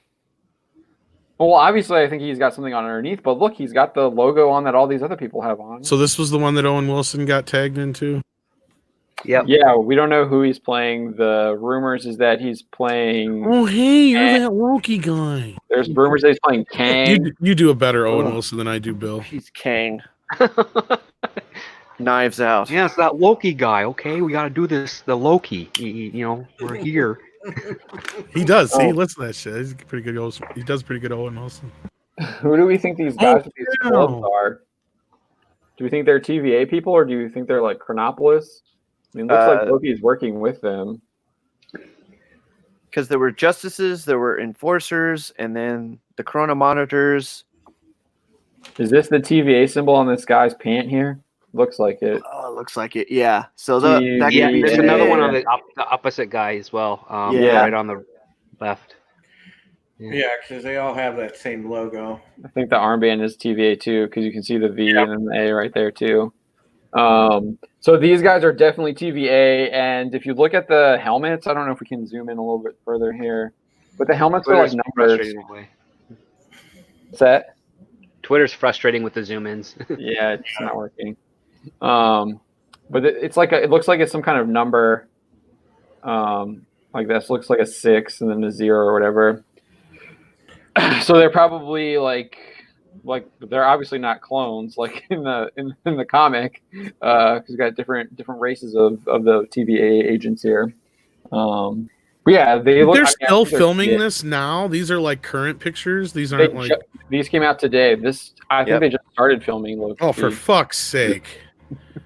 This is brand new stuff. Not to go off the rails for a minute here, like I normally do, but we were just talking about this the other night on the council. We were like, "What the fuck was Disney thinking, dumping Disney Plus already when they had nothing lined up?"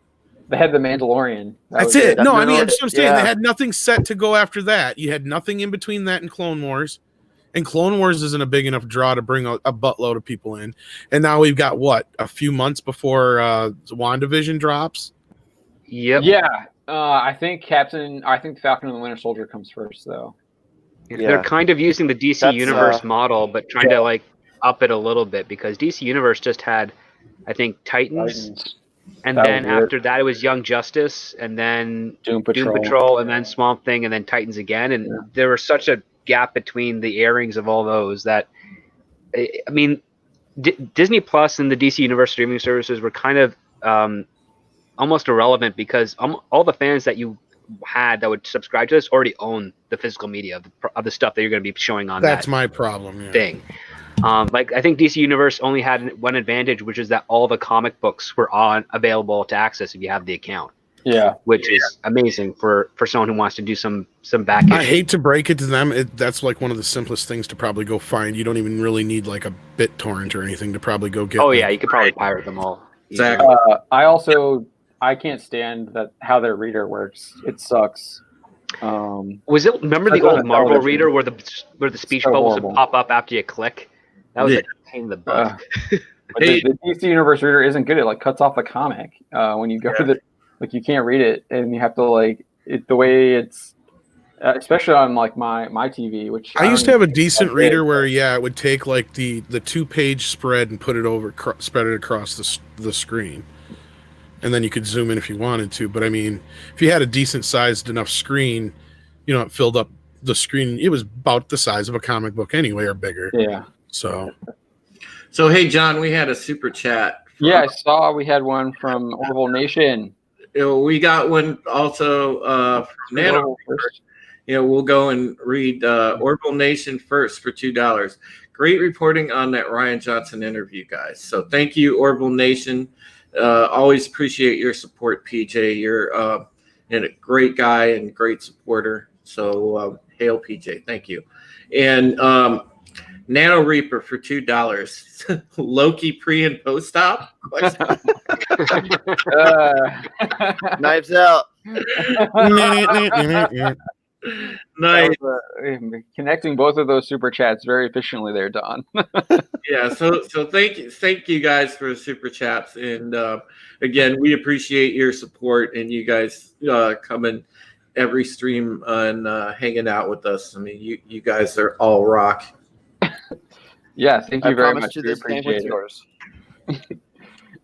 So that's pretty much all we really got from this Loki stuff. Was there any more stuff? Did you see anything else about Loki later in the day? I didn't kind of keep up with that story. There was so much other stuff happening. Yeah, that's pretty much all that happened for the Loki show. Okay. Well, we also got, and I think I might have confused Drew when we were doing some pre-show planning. I mentioned Battlestar, and I think he was thinking I was talking about Battlestar Galactica. But there's actually a Marvel Comics character called Battlestar. Oh yeah, that one. He was originally Bucky Barnes' replacement, and it looks like he will be showing up in the Falcon and the Winter Soldier. Mm-hmm. Yeah, he was in that set photo. Yes, that Sebastian Stan. Sebastian Stan and Anthony Mackie. Yep. Dude, that guy's on fire recently. Oh man, Anthony Mackie's awesome. Mm-hmm. If he wasn't playing the Falcon, I would have totally wanted him to be John Stewart, Green Lantern. You can still do both, right? He could. What's his name? Zachary Levi was one of Shazam. He's Shazam now, but he was like one of the three. Warriors 3? Warriors 3, yeah. He was the blonde guy. He replaced the other dude in Thor. Fandral? Yeah. I think it's Fandral. All right, so Sebastian Stan posted this on Instagram, so you can see him here. Anthony Mackie here. This is, what's his name? Anthony Mackie does not look happy. You're dressed I like gotta wear this ridiculous coat. I'm stuck in the cold with a bunch of white folks. 2 white folks. Wyatt Russell is here. Representation. Yeah, come on now, Tom. There's Equal representation. This is Clay Bennett, and it looks like these are heat lamps. See the propane tanks, and they're all in costume. He looks like he's still in his Falcon gear. Hard to tell, but this was like the big thing. He's got his coat unzipped. Clay Bennett here, and he's got a star on it. And so the theory is that he is playing Battlestar because he's also standing next to Wyatt Russell, who is playing John Walker version of Captain America. He's U.S. agent later, right?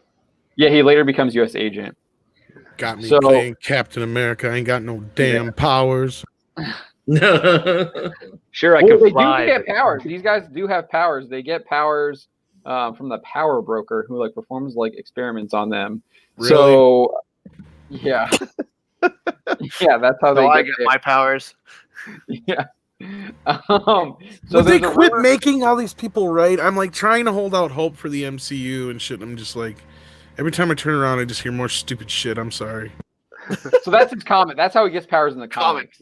Mm-hmm. I don't know how they're doing it. Okay. Yeah, sorry. No, that's all right. But it's getting to that point where I'm like believing it. So there's a rumor that Battlestar was going to show up in November. We'll introduce Lamar Hoskins, aka Battlestar, as a partner to John Walker. And then he shared there was these 2 Instagram posts.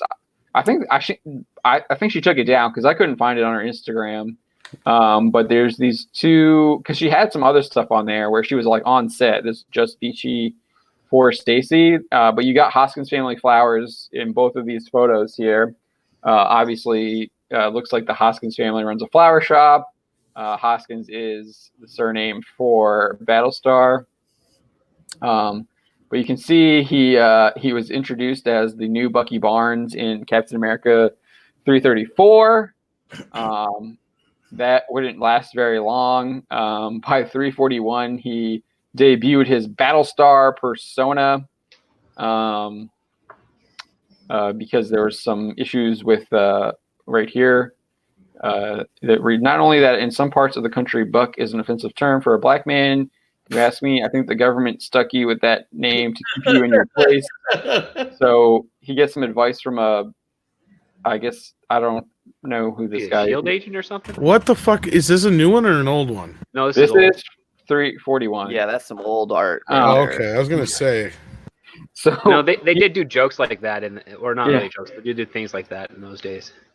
Peace out, Dano Reaper. See you later. Oh, thanks, Dano Reaper, for joining us. Have a good night. Have a good night, Dano Reaper. I didn't really realize they did like, oh, that's some Uncle Tom Crow bullshit.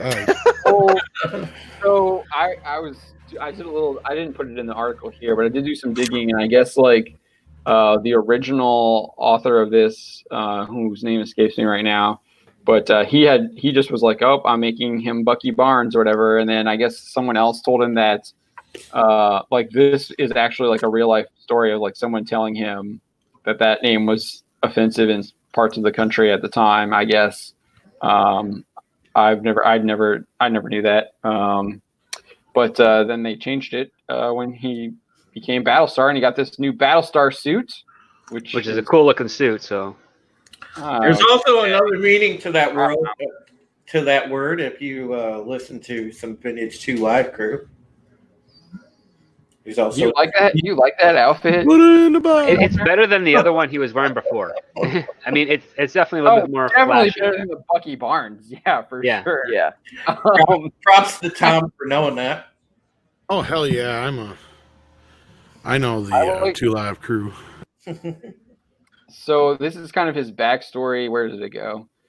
This is him and John Walker's backstory. So they were both Vietnam era veterans. They met each other in basic training at Fort Bragg. Then they signed up for the Power Brokers experimental strength augmentation process. I actually think this looks like this is a cooler outfit personally. Both of those outfits are cooler. Sure, give the white guy a full protective costume. I mean, dude, those are like 50 caliber shells. He's just gonna my muscles protect me. Yeah, if you shoot one of those, they're gonna explode on his chest. He could take it. I don't know. I don't think this is protecting this guy. It's just like a piece of fabric. But yeah, so they became super. John Walker became super patriot, and then he became a Bucky, which is like I forget. It stands for something. I don't remember what it was. And then they became the new Captain America and Bucky Barnes, and they were trained to become world-class fighters. A U.S. agent would there would be like a fake assassination attempt on him. They would bring him in, and then they would like basically brainwash him, give him a new identity, and John Walker is dead, and they're calling him U.S. agent now, and then they go after each other. I will say that the outfit looks way better here with whoever drew this. I think it actually looks decent here. It still doesn't. I think the U.S. agent costume is still a little bit better. But so they're thinking that Battlestar will be showing up in the Falcon and the Winter Soldier, and that's who Clay Bennett is playing right here. In the background, he's got the star in his chest, just like Battlestar does in his costume. I think his costume's a little bit different though. His star, he's got the full star. It looks like the top point of the star on his costume is missing. Mm-hmm. It's like his head is the top point of the star. But yeah, and he doesn't look like he has the Captain America costume on here. He looks like he's wearing the U.S. agent costume. Because it looks like, I mean, we've seen him wearing the U.S. agent costume and the Captain America costume in different pictures. But it looks like they're going all out with bringing in like lots of different characters for the Falcon and the Winter Soldier. And it's only supposed to be 6 episodes. So I'm kind of worried, like where the Mandalorian was too short. The episodes were too short where we didn't get enough. I'm worried like we might get really too short. We might get too much, and they're going to try and jam a ton of stuff. Yeah. So I'm kind of worried about that with everything that's going on.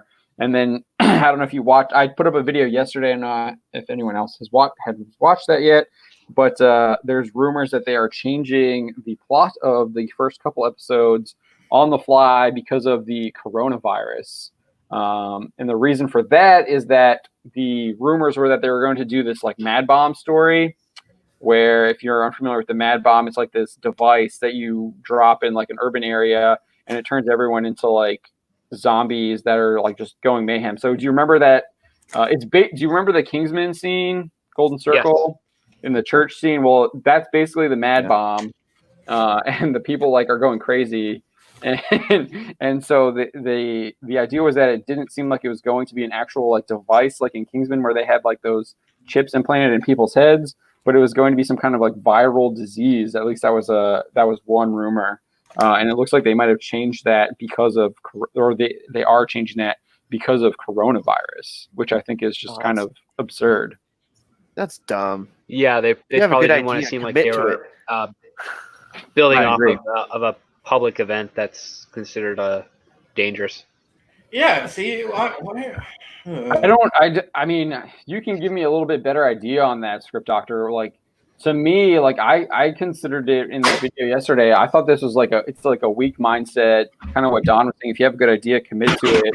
Don't be afraid. Like, hey, just because your art might reflect reality, there's nothing wrong with it. The only thing I could see is it maybe being a bad thing is because it's what is the word? We've talked about this a lot before. It dates the show. So if you go back to watch it, then it's like it's all about the coronavirus, and that's the only thing where I can see where they might actually want to change it because it does date the show, and but I think even I don't even know if that really matters because the show is being built into like this MCU, so it's going to be dated anyways. So I don't know if I can really like buy that argument for this. So I don't know. Well, I just remember from historically reasons that a lot of movie projects that involve certain types of bad guys were canceled after the September 11th event, and that was just because people who were intimate with that situation might get triggered, or not like triggered, but like might get emotionally upset by seeing something of that in their entertainment so close to the actual event having occurred. Oh yeah, Lord of the Rings. They had to set back 2 towers because of it, if I remember correctly, right? I don't know about that. I thought there was another production issue, but I do know that there's a couple of action films that took place in a building, and that there were a couple of issues with planes being taken over. That those films were literally canned and tossed away. They haven't seen the light of day even to this day. But it depends on what type of reaction this bomb that they're using in this hate bomb has. So if it ends up being like, after they go through their madness or what have you, and then they start having symptoms or things that are similar to what the coronavirus is having now, that might be something they might want to tweak and either change those symptoms or just tweak it a little bit on the concept. I don't know. I can only see that producers would be quite adverse to trying to parallel something too close to reality that could cause a negative impact. Because even though there's no such thing as bad press with studio execs, they still say there kind of is. Yeah, I mean, we saw The Hunt get canceled back because of its fall. Right-wing libertarian, whatever, or right-wing or left-wing views of hunting Republicans, essentially. But now it's coming back. But yeah, well, we had reported that it was going to come back like the day after they said they were canceling it, because I didn't buy it. I had one of our sources gave me some information basically saying that that the movie was not going to get shelved permanently like they were saying. But I mean, we'll see what happens with that. I don't understand why they do that. They obviously brought it back. And then we had I think, Don, you wrote about this a couple years ago after the Las Vegas shooting. The Punisher had their New York Comic-Con. They pulled the Punisher from New York Comic-Con. Yeah. I think it was 2017. And I don't think they changed anything. They just decided to pull themselves from New York Comic-Con, and I have no idea why. I think they had to pull down some of their advertising too for it because it was ultra violent. Yeah, I think one of the trailers had a gun, like a massive shootout scene that they. This is not abnormal. We've seen this kind of shit before. I'm not saying we haven't seen it before. I criticize the Punisher stuff because they're caving to terrorists. Well, but I mean, we had I remember when Spider-Man, they changed that because they had the first trailer with the 2 towers thing, and there was some nutty shit. Because I had my video store right in the middle of all that. We'd get these news email things from a bunch of the video store, what do you call it? Not unions, but they were just these groups where they sent out these group emails to video store owners. And one of them was asking video store owners to pull certain titles that had to do with terrorism and stupid shit like Superman 2 because it had the 2 towers on the front on the cover. And I'm just are you serious? Yeah. I totally ignored the email, but I'm if anybody actually follows this, I feel sorry for them. It's if anything, we should be watching Die Hard right now. We can taking fucking notes. Yeah. I mean, I can understand. I mean, obviously, 9/11 I think is a lot different than coronavirus. I would agree with that. There are two. Yeah. No, I know, but events. I mean, I'm just saying. But I don't know. I think Don it's stupid. If you have a good idea, stick with it. And it sounds. I mean, there's a rumor that they're rewriting the first couple episodes to remove that plot line. I just think that kind of stuff's silly. I mean, unless there's a real good reason, if the bad guy's from China, then I can see them completely rewriting it. Right, or if it just happens to be too on the nose. Yeah, that's Mulan gets canceled outright if it's a Chinese bad guy. Oh, we know it's not. We know that the bad. Yeah. I don't think they're. I mean, maybe he has some henchmen, but I mean, Helmut Zemo is. With the actor's German, I believe, right? Isn't he German? Yeah, but you never know. I mean, there could be something in the Winter Soldier that has to do with the Shang-Chi film coming out, and maybe one of the bad guys is. We don't know that yet. Yeah. So I'm trying to remember. Like, I mean, it's a little different. Like, if say like somebody happens to pass away or something. I can't remember. There was a movie not too long ago where somebody passed away, and there was a joke in the movie, and they ended up cutting the joke. It was a little while ago, so I don't remember. It may have even been like a Michael Jackson joke or something like that a third time. I can't remember exactly. But I mean, that kind of stuff I can understand. But otherwise, I just say stick to your story unless it's really, I mean. Unless it's too close to something, yeah. Yeah, unless it's really out of poor taste or something, then yeah. Because most of society is smart. Well, I was just going to say, most of society is smart enough to know, you know, like it takes a long time to make movies. So, I mean, you know, they can't say, oh, you're just trying to capitalize on such a tragedy. It's like the movie was made 6 months ago. It's like, you know. Yeah. Like, exactly. Like, you pay attention to the news headlines. Sometimes if you hear about a crazy article, there is a screenwriter out there writing that into a movie, and it will be released in 18 months if it's bought. And then you'll be like, oh, I remember that article. But, like, the movies never line up so perfectly with the current news because they just can't do a turnaround that fast. Like, Jerry Lewis, I think, was the only one who could make a movie in 6 weeks from script to post. And they don't make them like that anymore. No. I mean, that was the whole purpose of like Lucas's like Underworld stuff, right? That's what he was trying to get done with all the green screens and everything to shorten the time on how long it took you to film. Yep. Now, did they verify? Oh, I'm sorry. Go ahead. Yeah, it was a virtual set, which is they've now redone to its next generation with the Mandalorian. I was going to ask, did they verify that actually was real footage from Lucasfilm, or? Yeah, because I saw it and I was just kind of. IO9 said that it was legit. Yeah, I mean, it was the Stargate guys who did it on behalf of Lucasfilm. Okay, I just never ever saw any verification or not, so I wasn't sure. Apparently, it was on their Vimeo, and then they took it down, and then it got uploaded to YouTube, and that's when it went viral. Gotcha. They had it up there for like a decade or whatever.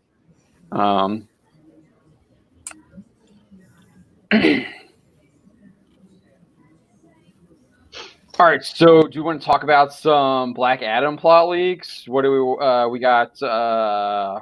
We got New Mutants is going to be PG-13. Why? Why? Surprise to no one. Yeah, I know. Good God, because it isn't like we've. It's under the Fox. It's under the 20th Century Studios banner, so they can get away with an R. We've already had R-rated movies, for God's sakes, before. Man, I think it's too soon. It's too soon after the tragedy called The Birds of Prey. So they have to get away from the R. Harley Quinn got hit with her own bat. Completely different studio. Yeah, well, they still felt it. At least from the trailers, the New Mutants is like the anti-Birds of Prey, which I'm happy about. You know, I think it's going to be good. Hey, John. Did anyone else notice that the footage in the trailer looks brighter than the original? You mean the TV spot? Yeah, the TV spot. Yeah, they increased the gain on that. Probably. Yeah. So the Motion Picture Association of America, I think that's what they're they described the reason why it's PG-13 is for violent content, some disturbing / bloody images, some strong language, thematic elements, and suggestive material. I mean, that's all. Like, I don't know. That sounds like it could be R, anyways, too. I mean, yeah, it's just intensity is the differential. Back in the day, that was a PG as soon as you moment. Understand all of this shit is pretty arbitrary and it means nothing, then you'll be better off. Yeah, it does. Yeah. It's case by case, and there's no real rules. Mm-hmm. Like, even the rules they've broken before. There's a couple of movies out there with the F-bomb like 2 or 3 times in it that's still PG-13. Well, it used to be the rule is you could get away with 1 or 2, maybe even 3, as long as they weren't in a sexual connotation. Yeah. And you could also get away with a couple boobs, as long as they also weren't in a sexual connotation. And then that changed. And then the same thing, it kind of flip-flopped with the violence and what you could say. And then like the King's Speech. That's the one I think was the turning point where I'm like, really, these guys, they either just don't like whoever it is that made this movie, or they're really trying to stretch this whole idea of what PG-13 really means, because there's no way, if you've watched that movie, that should be rated R. There's nothing in it that it's just because that one scene, though. And it's stupid. It's stupid. There's no reason for it. Yeah. I mean, Joker could have probably been PG-13. Oh, yeah. If you cut out a few things in Joker, it would have been PG-13 easily. And that's right there. It goes right to my point is, you know, it's pretty sad that we live in a world where you can show tons of people getting killed, no problem, and it's still PG-13. But the moment you say two people making love, yeah, and the moment you show somebody making love, you know, it's like, and then again, it's all the optics of the situation, like kind of what Script Doctor was getting to. It doesn't matter if it's Joker, it's one thing. If it's Friday the 13th, that's a whole nother. Mm-hmm. Right. See, that already has a stigma attached to it the moment it comes in. So you could present them with you know, basically what would you consider a PG-13 Friday the 13th film, and they would still slap it with an R. Yeah. Well, that'll never happen anyway, because Friday. No, but that's what I'm saying. Is just the whole point. That's just, it's a biased, stupid, arbitrary bunch of horse shit. Old people sitting in a room going, well, what are we going to rate this? The moment that one guy won the case over the Friday the 13th rights, it ruined any chance of Friday the 13th ever seeing the light of day again. Oh, that's only in the state of New York. That's nothing to do with California. It's a big, stupid. Yeah. I think they're already working on a new one, aren't they? They can do whatever they want. It's fine. It because that case did not go to the Supreme Court, it has no bearing on the actual franchise. Well, and all he really got out of it was like the name and Jason's mom and a few things. Other than that, like actual Jason and a few things are still at New Line. Still open, yeah. Oh, are you sure? Really, Script? Yep. Oh yeah. Oh wow. Yeah, I mean, there are lots of like rights issues and stuff that are at the state level, which is fine, which just basically means the studio can't actually shoot in that state or make a production in that state without having to pay off the person's whatever rights holders they have. But unless that case is appealed constantly and goes up to the Supreme Court, it doesn't become federal. So it doesn't matter. It holds no bearing. Oh, yeah. Okay. Jorge did an article in August 2019 that there's already like a Jason or a Tom McLaughlin, who wrote the Jason Never Dies script, is already working on a new Jason script. He's working on a script, but that doesn't mean it's gonna. Yeah.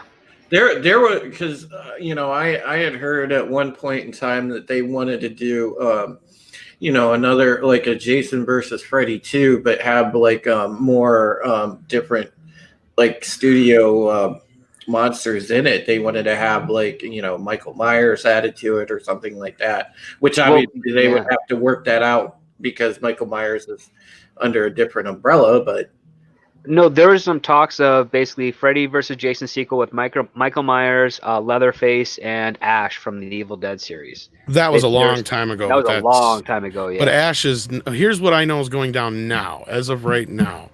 Almost all the rights to most of the major horror characters lie between Warner Brothers and Legendary, and outside of Chucky and Michael Myers, which are at Universal, basically. And Universal's Monsters, right? With like Universal's Monsters, yeah. But Freddy, Jason, are both at New Line, and Legendary now I think has the rights to Leatherface and Pinhead. I can't remember where those are at right now. They were at Lionsgate, but they could probably be obtainable if they wanted them. But what I heard, what Lionsgate and Legendary were trying to work on is kind of their own little cinematic Freddy, Jason universe, Leatherface universe kind of thing.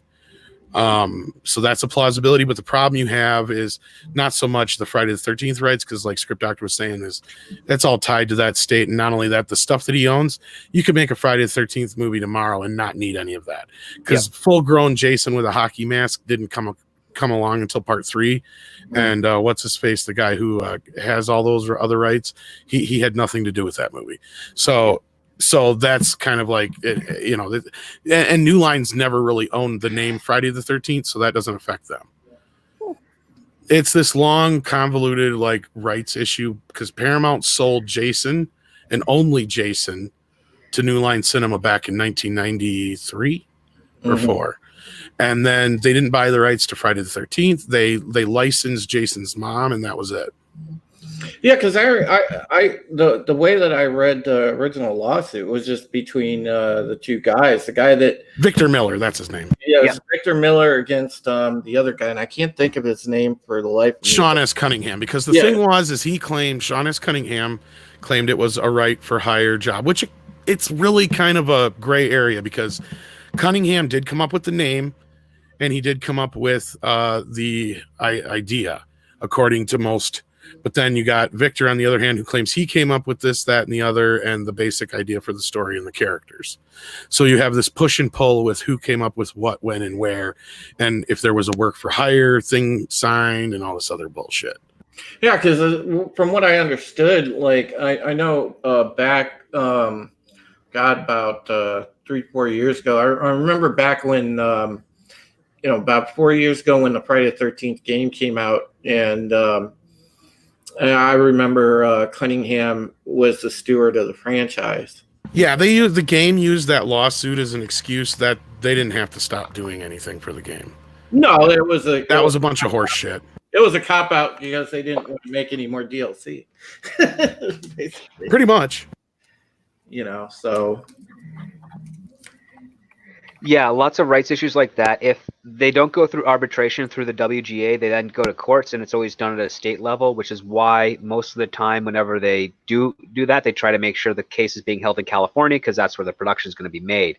But for some reason, they didn't hold it there. They held it, I think, in Cunningham's home state. And because it didn't escalate up to a higher court, it's basically like a little bubble where they just can't. Well, and I think part of it was because the movie was filmed, I think, mostly in like New Jersey and somewhere else. The tri-state area. And they probably did all the work in New York. And the reason he was able to do, like the whole reason for this, because I don't think we kind of explained that, not to go too much farther down this, is there's a law that I think came into effect in 1976 that a writer who is a sole creator of a property, even if they sell their property 35 years after the fact, they can reclaim said property. That's how James Cameron got Terminator back. The Freddy thing might be a problem. The Craven family's talking about coming, or I think they actually have already filed to get Freddy back because Wes Craven was the sole creator of Nightmare on Elm Street. Yep. And so on and so forth. So that are a little bit more cut and dry. The ones that aren't was the Friday the 13th one. So that's why that one's such a fucking mess. Yeah, because the first one's about the mother. Second one's about the son. The third one is a guy posing as the son, if I recall correctly. Yeah. And then the fourth one is where Jason Voorhees actually comes back. Well, the second one is up for debate. Some people think it's he's got a bag over his head, right? Yeah, and it's supposed to be the same Jason after that, and that's supposed to be Jason. So basically, you're left to assume that Jason really didn't drown; he just washed up downstream somewhere and survived all this time in the forest. And then saw the guy posing as him, like, hey, he's got a hockey mask. I gotta try that. The guy who was posing like him was in part 5, but that was after. Part 5? Yeah, that was when Jason was already pretty well established. But he did that to fuck with Tommy, who was the kid in part 4. Yeah, I just because there's a paramedic posing as him, right? That was it, right? That's part 5, yes, and that was the one that was directed by the porn director. Yeah, I had just seen recently, like within the last couple of years, like a rumor somewhere that I had read that there was some ideas being pushed around for Jason versus Michael because they want to big time. Yeah. Do it I think the only thing that's kind of getting in the way now is the whole rights issues. Yeah. Oh, Donald, if they had Cyborg Jason versus Myers, I would be all on board for that because I love Cyborg Jason. As cheesy as it is. Oh my god, I love Cyborg Jason. And metal nipples. Jeez. When Jason Cannon still makes more sense. It's called Uber Jason for those who are actually curious. Yeah, Uber Jason. Yeah, exactly. That's the actual name they gave it, though. The official name, yeah. But when he turns into half cyborg or whatever, he's called Uber Jason, yeah. Yeah. But John, I wanted to touch on like super quick because while we were doing the stream, I got kind of an update on that thing I'm working on from a source. So I may as well spill the cat out of the bag now, if you don't mind. Yeah. All right, so I've got a story I'm working on, guys, because we picked up a story from We Got This Covered that said that a Battlestar movie is closed, and they're already doing casting for Adama and Starbuck. And what the article claimed that this movie is going to be based on the original series. Now, yeah, it's true. There has been a push for a Battlestar movie for a long time. There was one back in the 80s when the original Battlestar caught fire for a little while, and then that died out. And then, of course, there was a push not too long after the 2004 Reimagined series, and then, of course, as recently as 2016. Now, this article claims that, they don't know who the people involved are, but they suspect it's the people from the 2016 movie. And then, there was no details as far as, what the exact, who exactly the writer, producer, and everything else was. They just equated it to the 2016 list of people that were involved. Now, I did discuss it with Script Doctor, and we'll get his take on it in a minute. And then, of course, I reached out to another source in the industry, and they believe that the rumor is bunk as well. So, it looks like when we have this story published tomorrow and you guys read it, it looks like as of now that it is a rumor only. And I think that's what We Got This Covered decided, like, oh, wow, we're going to go with this. But yeah, it looks to be a rumor for now. And, I made the point in the story. Doesn't make any sense. The Reimagined series timeline is now the accepted Battlestar canon. You have it across a mini series, 2 different television series. You have it in 2 made-for-TV movies, also Blood and Chrome, also a video game. So for them to completely go 180 and split the canon by releasing a TOS movie makes absolute zero sense right now, because you'd be derailing your own momentum of the entire franchise. I understand. Well, not only that, Ronald Moore kind of owns the rights to the current, his iteration of Battlestar.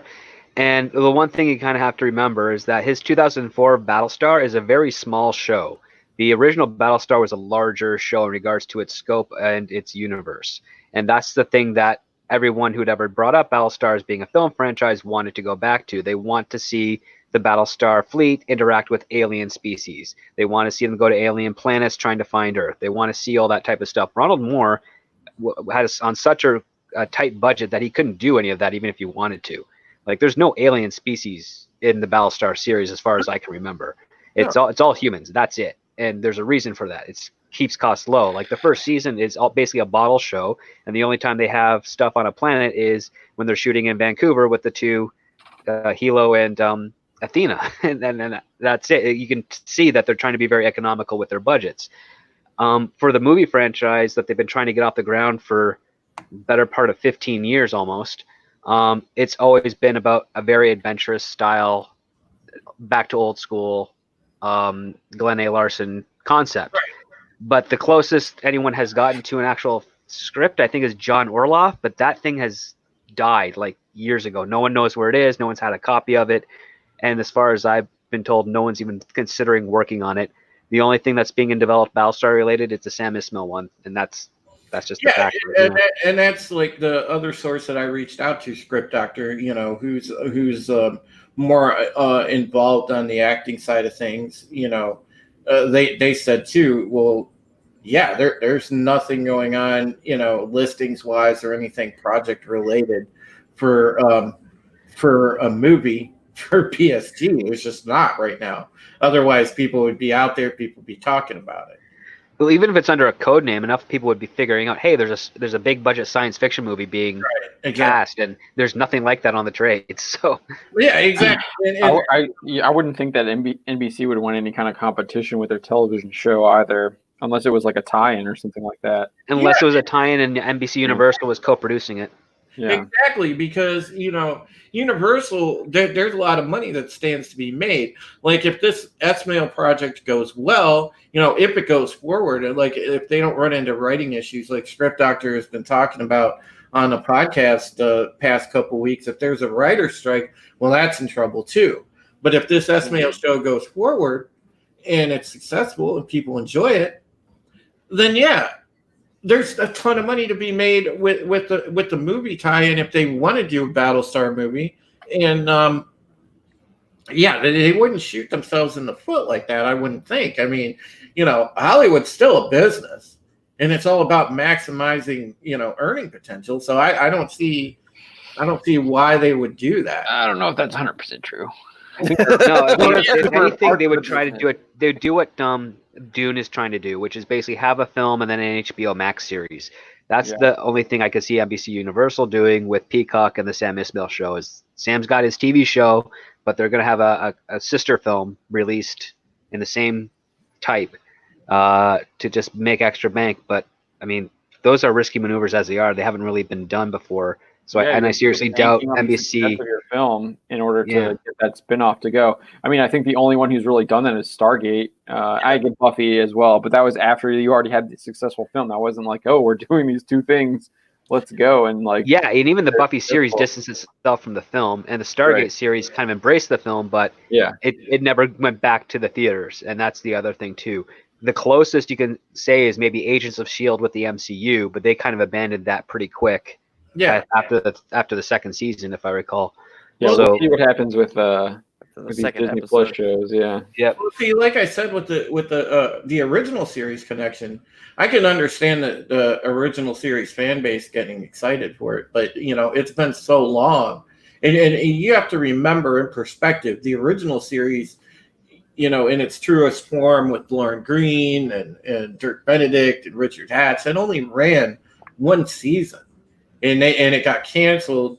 Fans lobbied to bring it back. And then they were given, that absolute garbage Galactica 1980, and nobody in Battlestar fandom, period, original series or otherwise, acknowledges Galactica 1980 other than to laugh at it and meme it. Yeah, well, and the Battlestar was canceled just because of budget, not even because of ratings or anything. It was just too expensive to make. Well, yeah, because they were trying to compete with Star Wars at the time. Yep. So, but if you guys want to read more about it, the article should be up at some point tomorrow, and we'll also touch on it again on the Pegasus Actual podcast. So, which is also tomorrow. Mm-hmm. Also tomorrow, 9 p.m. my channel. I don't know if Script Doctor or Tom, if you guys have any information about this.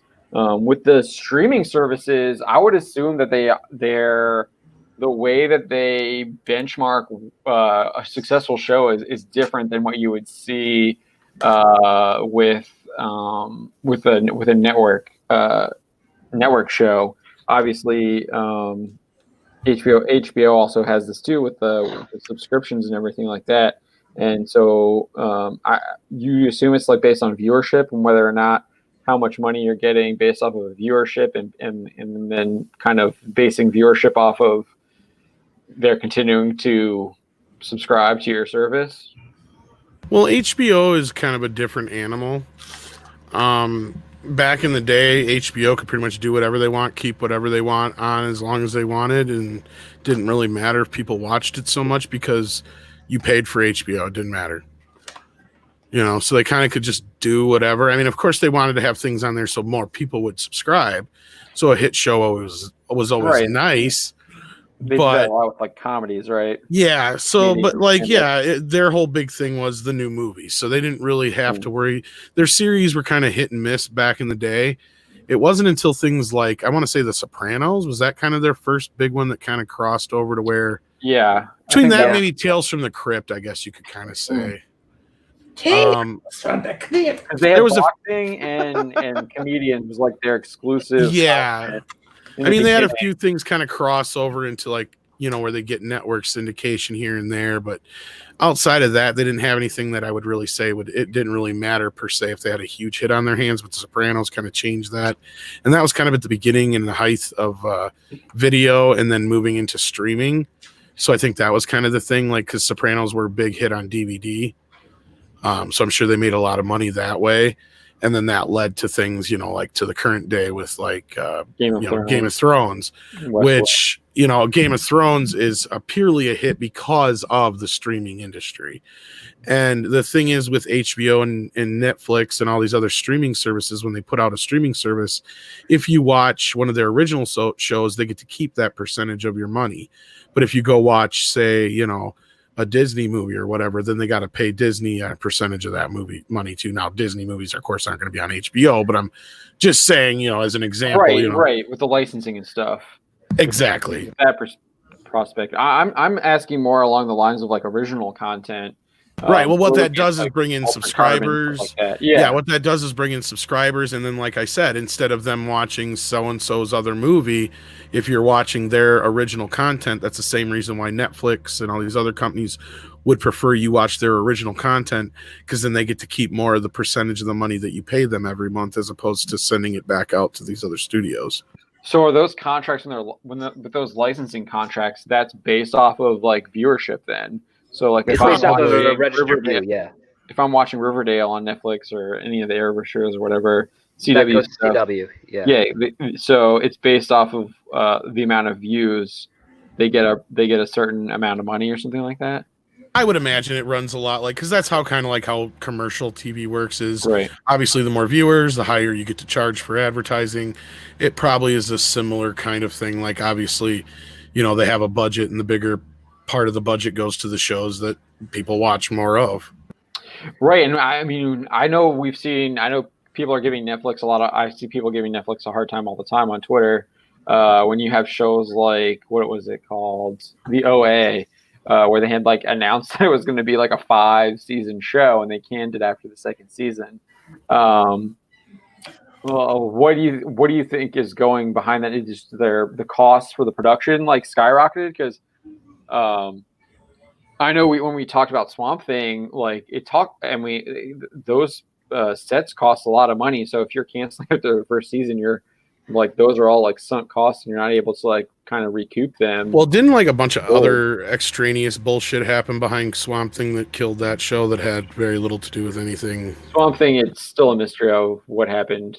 Yeah, I have no idea. All I know is that those first couple episodes, you really saw every dollar on the screen, right out.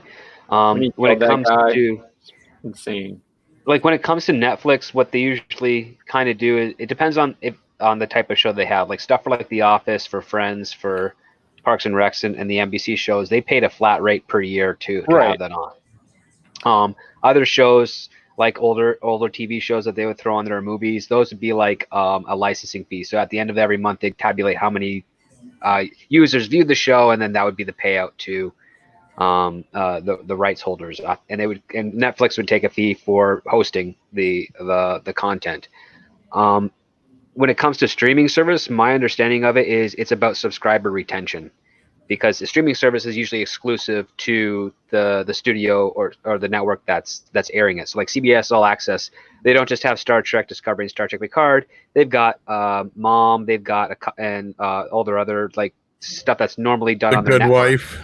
Midwife and all that things, and they retain 100% of that, like that income. If they're including any shows that are co-produced by someone else, there's clearly got to be a license or an agreement to split whatever retention that is based on how they track views. If even CBS All Access actually does track viewership, I don't even know if they have a system in place for that. Oh, I'm sure they do, but they ain't gonna tell us. If they're not tracking viewership, they're insane. I think they are insane because they slap together CBS All Access really fast. Yeah, there's no way they are not tracking viewership. There's absolutely. They said they had. I mean, they're tracking subscribers. That's for sure because they released that stuff. I would think you would have to track viewership. I mean, I track viewership for Bounty in the Comics and then for YouTube and everything. I'm sure you do the same thing. There's like absolutely. I don't keep up with it, but yeah, Andre does. Yeah. There's absolutely nothing compelling to watch on CBS All Access, to be honest. I mean, it's just not. Just the network shows. Unless you're 60, yeah. Yeah, I mean, like the Star Trek shows are trash, and people are more and more people every day are quitting watching them on there. Everybody's like, "This is so bad, I'm gonna go sail the high seas for it." So what's the Canadian? Because we actually get to see that. I know last time we looked at it was like episode 3. Episode 3 is like 1.4 out down from whatever. I think we're at episode 5 though. Have you looked, Script Doctor? No, I haven't. But let me see. What was that website called? I probably have a bookmark. I have a lot of bookmarks. I have a Briox TV. Briox.tv blog shows some of the stuff here. I'll let me see if I can pull up their source site. I don't know how to spell whatever you just said. I mean, honestly, right now, I'd rather be subscribed to. I'm putting it in the chat. Okay. CBS. And that's not saying much. WWE writing is pretty trash right now too. I actually have Fox Sports on my Roku now, and I guess they have WWE on Friday, right? Yeah, SmackDown's on there. Yeah, SmackDown. Someone's coming back for that. Cena. Did John Cena come back already? Yeah, he's having a match against the Fiend at WrestleMania. Did they? I thought he was supposed to come back for SmackDown. I was getting ads. Yeah, he did go on there. Oh, so I missed it already. Okay. Well. Yeah, it was this past Friday, John. Oh, okay. He's got to make money somehow. He's waiting for that. Well, no, he's Fast and Furious money. He's in that new Fast and Furious movie. He's gonna be but that's been delayed, right? No, I haven't seen anything about delaying Fast and Furious. TV spots for it, Don. Everything. They just started putting out. We talked about commercials earlier with car commercials tying in with movies. They started putting out the Dodge commercials for F9. So all I know is that Mustang and that F9 trailer was off the hook. I thought that was cool. Are you guys actually going to see it? Well, yeah. F9, I don't know. I'm all for stupid fun. I'm kind of, I don't know. I probably won't see it until it's on Netflix. I'll be honest. I think the next movie I'm going to watch is going to be Bloodshot. I love that character. It looks like that's going to be a complete bomb, though, so we'll see. Yeah. I haven't seen hardly any promotion for it. I did see there was a trailer when I went to see I went to see the My Hero Academia movie. I knew it. It was fun, man. It was awesome. That's just your thing. You love that, and you love it. The end fight scene was like such a Dragon Ball homage, man. It was freaking amazing. Like, is it One for All versus All Might? No, that happens in season 2. I think. Okay. I think that's season 2. It might be season 3. It might be in the beginning of season 3. All for One. Sorry. Yeah, All for One. Or no, I think it All for One is All Might's power. One for All is the villain. That Deku has all for One too. But it's been a while, so it just But no, I saw a Bloodshot trailer when I went to see that. But I haven't seen anything on like any of my streaming services. Like I haven't seen anything on like Hulu or like Crunchyroll advertising that. I haven't seen any even on Bounding, I haven't seen any kind of like web ads for it. I'll usually get web ads for like movies and stuff, and I haven't seen anything on those ads. So I just don't think that they're marketing it very well. Even Vin Diesel isn't like out there on Instagram like, yo, Bloodshot's coming out. Like, check it out. I got some email from like Valiant Comics' newsletter, but like who reads that? I doubt that anyone reads that. I might be like one of the few. But like even like going to Vin's like Instagram here, he's not even he's got the iMac. That's it. It is his last thing, so he is starting to promote it a little bit now. but it was 2 days ago. He shared like an IMAX poster, and it actually starting to show him with the white skin, so that's good. I wonder. Speaking of stewards of the franchise, I wonder if Vin's thinking about putting out some new Riddick content soon. I think he's. I mean, that's one of his characters. I wouldn't be surprised if he's trying to get something going.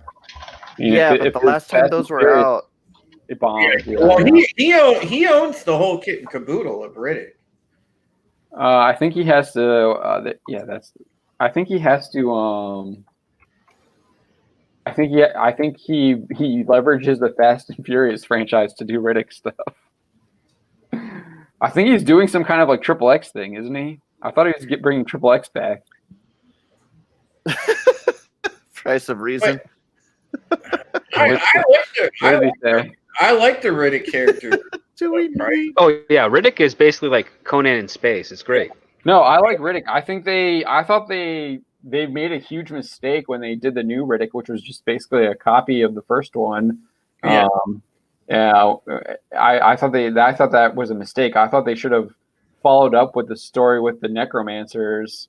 I like that. Yeah, followed up with that and like that, because that was like a really interesting. Like I thought that world was like really interesting. He's like this last like what Fury? What is it? Furion? Yeah.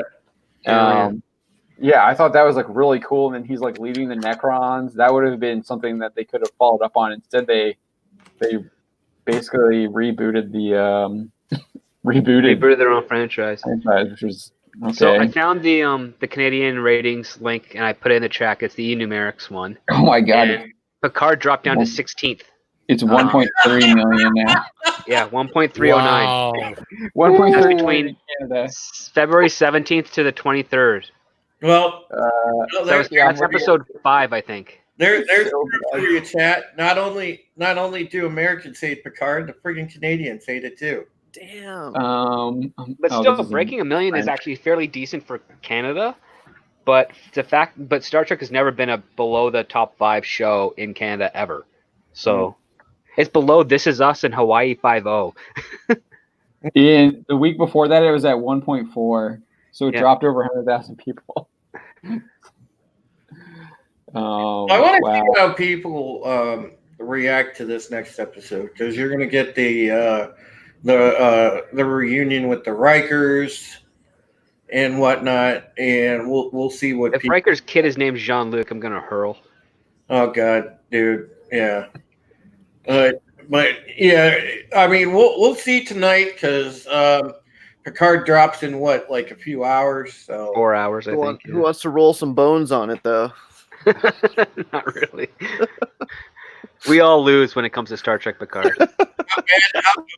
I watched the first episode and I had no interest in watching anything else. Like it just didn't seem like a compelling or interesting story. It isn't. It's that dry plot, dude. And that's the problem, John. There's nothing to the plot. Had it halfway decent plot, I think, as much as the fans nitpick it, had it had a decent story, people would have lived with it. Sure, it's not the Federation that people like and everything else, and we're pissed off about that. But a lot of people still would have put it aside if it had some sort of compelling storyline, if it was written well. And it doesn't. It goes brutally slow. I mean, you thought sometimes The Mandalorian moves slow. This is slower than that. Yeah, and those episodes are hour long. I mean, yeah, The Mandalorian moved like those, like, what was it, 2 and 3, I think. Yeah, those were pretty. I mean, those were like half-hour episodes, but it felt like an hour. That's what I'm saying. Like Picard makes a tortoise look like a friggin' absolute jackrabbit 400 horsepower engine. I'm watching Goblin Slayer, which is like I don't know if anyone knows it, but he's basically like the Mandalorian. He doesn't take his helmet off. You never see his face. When he Basilisk. I don't. What's Basilisk? I don't know what Basilisk. Anime. Okay, I'm not familiar with that one. Okay. Sorry. Violent. Very violent. This one's very violent too. And okay. So he's an adventurer, and his whole goal is just to go kill goblins, and that's all he does is he goes and kills goblins. And he has his party. He gets his party, and he just goes and kills goblins, and it's just like, okay, this is great. Like, and he kept like that. So he's part of this like bounty guild, and they post up on the board all these bounties, but he only accepts goblin bounties to go kill goblins. And I'm just like, this is basically what the Mandalorian should have been. And I'm like, just going and getting like bad dudes, like just going to the bounty board, getting your bounty, and going and like getting someone, and like having like episodic episodes, and then you could have tied in the longer narrative. So it's a rated R fairy tale. No, it's totally rated R. But it's good. I like it. There's only 12 episodes. The episodes are shorter than the Mandalorian, but they're much more compact. The character basically he doesn't say a lot. Very short on words. Very similar to Mando in that sense. Goblin Slayer came out before, obviously. So I wouldn't be surprised if Dave Filoni has been watching some Goblin Slayer and got some inspiration for the Mandalorian. But no, I mean, there's a lot of good stuff in a lot of these anime shows, and really good storytelling. Obviously, I like My Hero, and I'm catching up on Goblin Slayer, and then I'm probably gonna look at. Obviously, I really like Rising the Shield Hero as well too. So that's in its 5th season. Rising the Shield Hero is on season 1. My Hero is on 4. Yeah, Rising the Shield Hero is only 50 episodes first season. Oh, never mind. Season 2 and season 3 have already been renewed, though.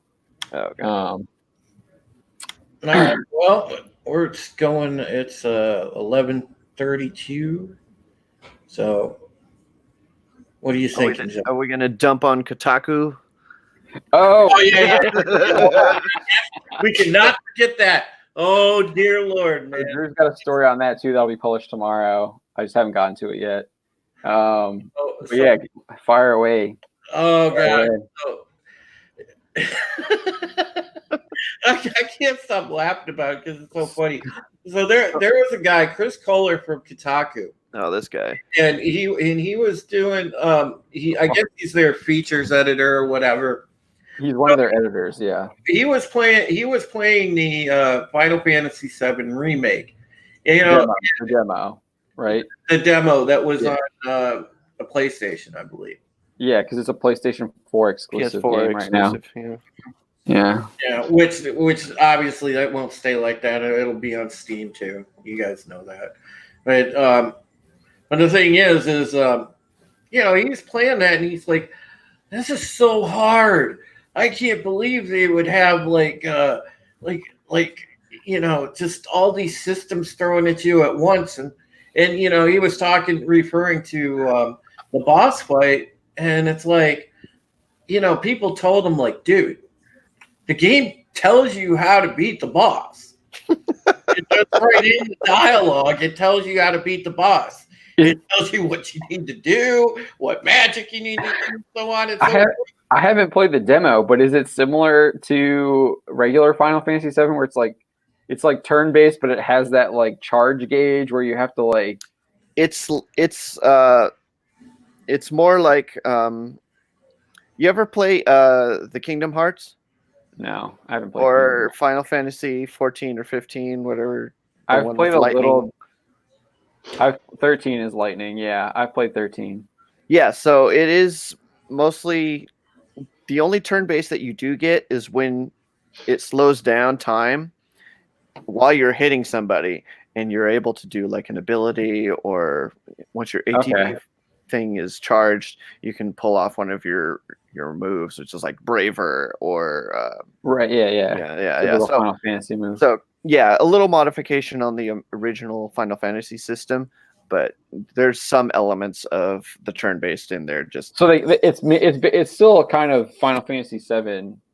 Yeah, they just like modernized it.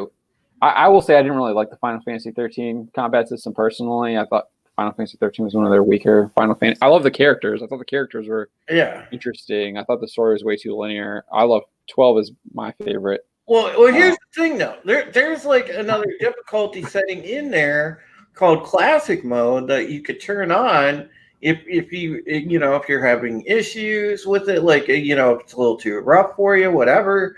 And it doesn't require a whole lot of interaction. It's a heavily cinematic mode that well, I'll just be real. If you're a friggin' noob and you can't handle it, you can go into classic mode and make it through the game. So, but Don, you played it, right? It tells you how to beat the boss. Oh yeah. And this guy was like whining he couldn't do it. Well, the problem. Oh, it was bad. This was as bad as that thing, that went viral where the dude from Polygon was playing Cuphead or whatever. He couldn't figure it out. What was he playing? It was playing the game Cuphead and couldn't figure it out. Yeah. He couldn't jump over the tutorial. Yeah, he couldn't get out of the tutorial, and that's what I'm saying. The story. These are people that are like game editors.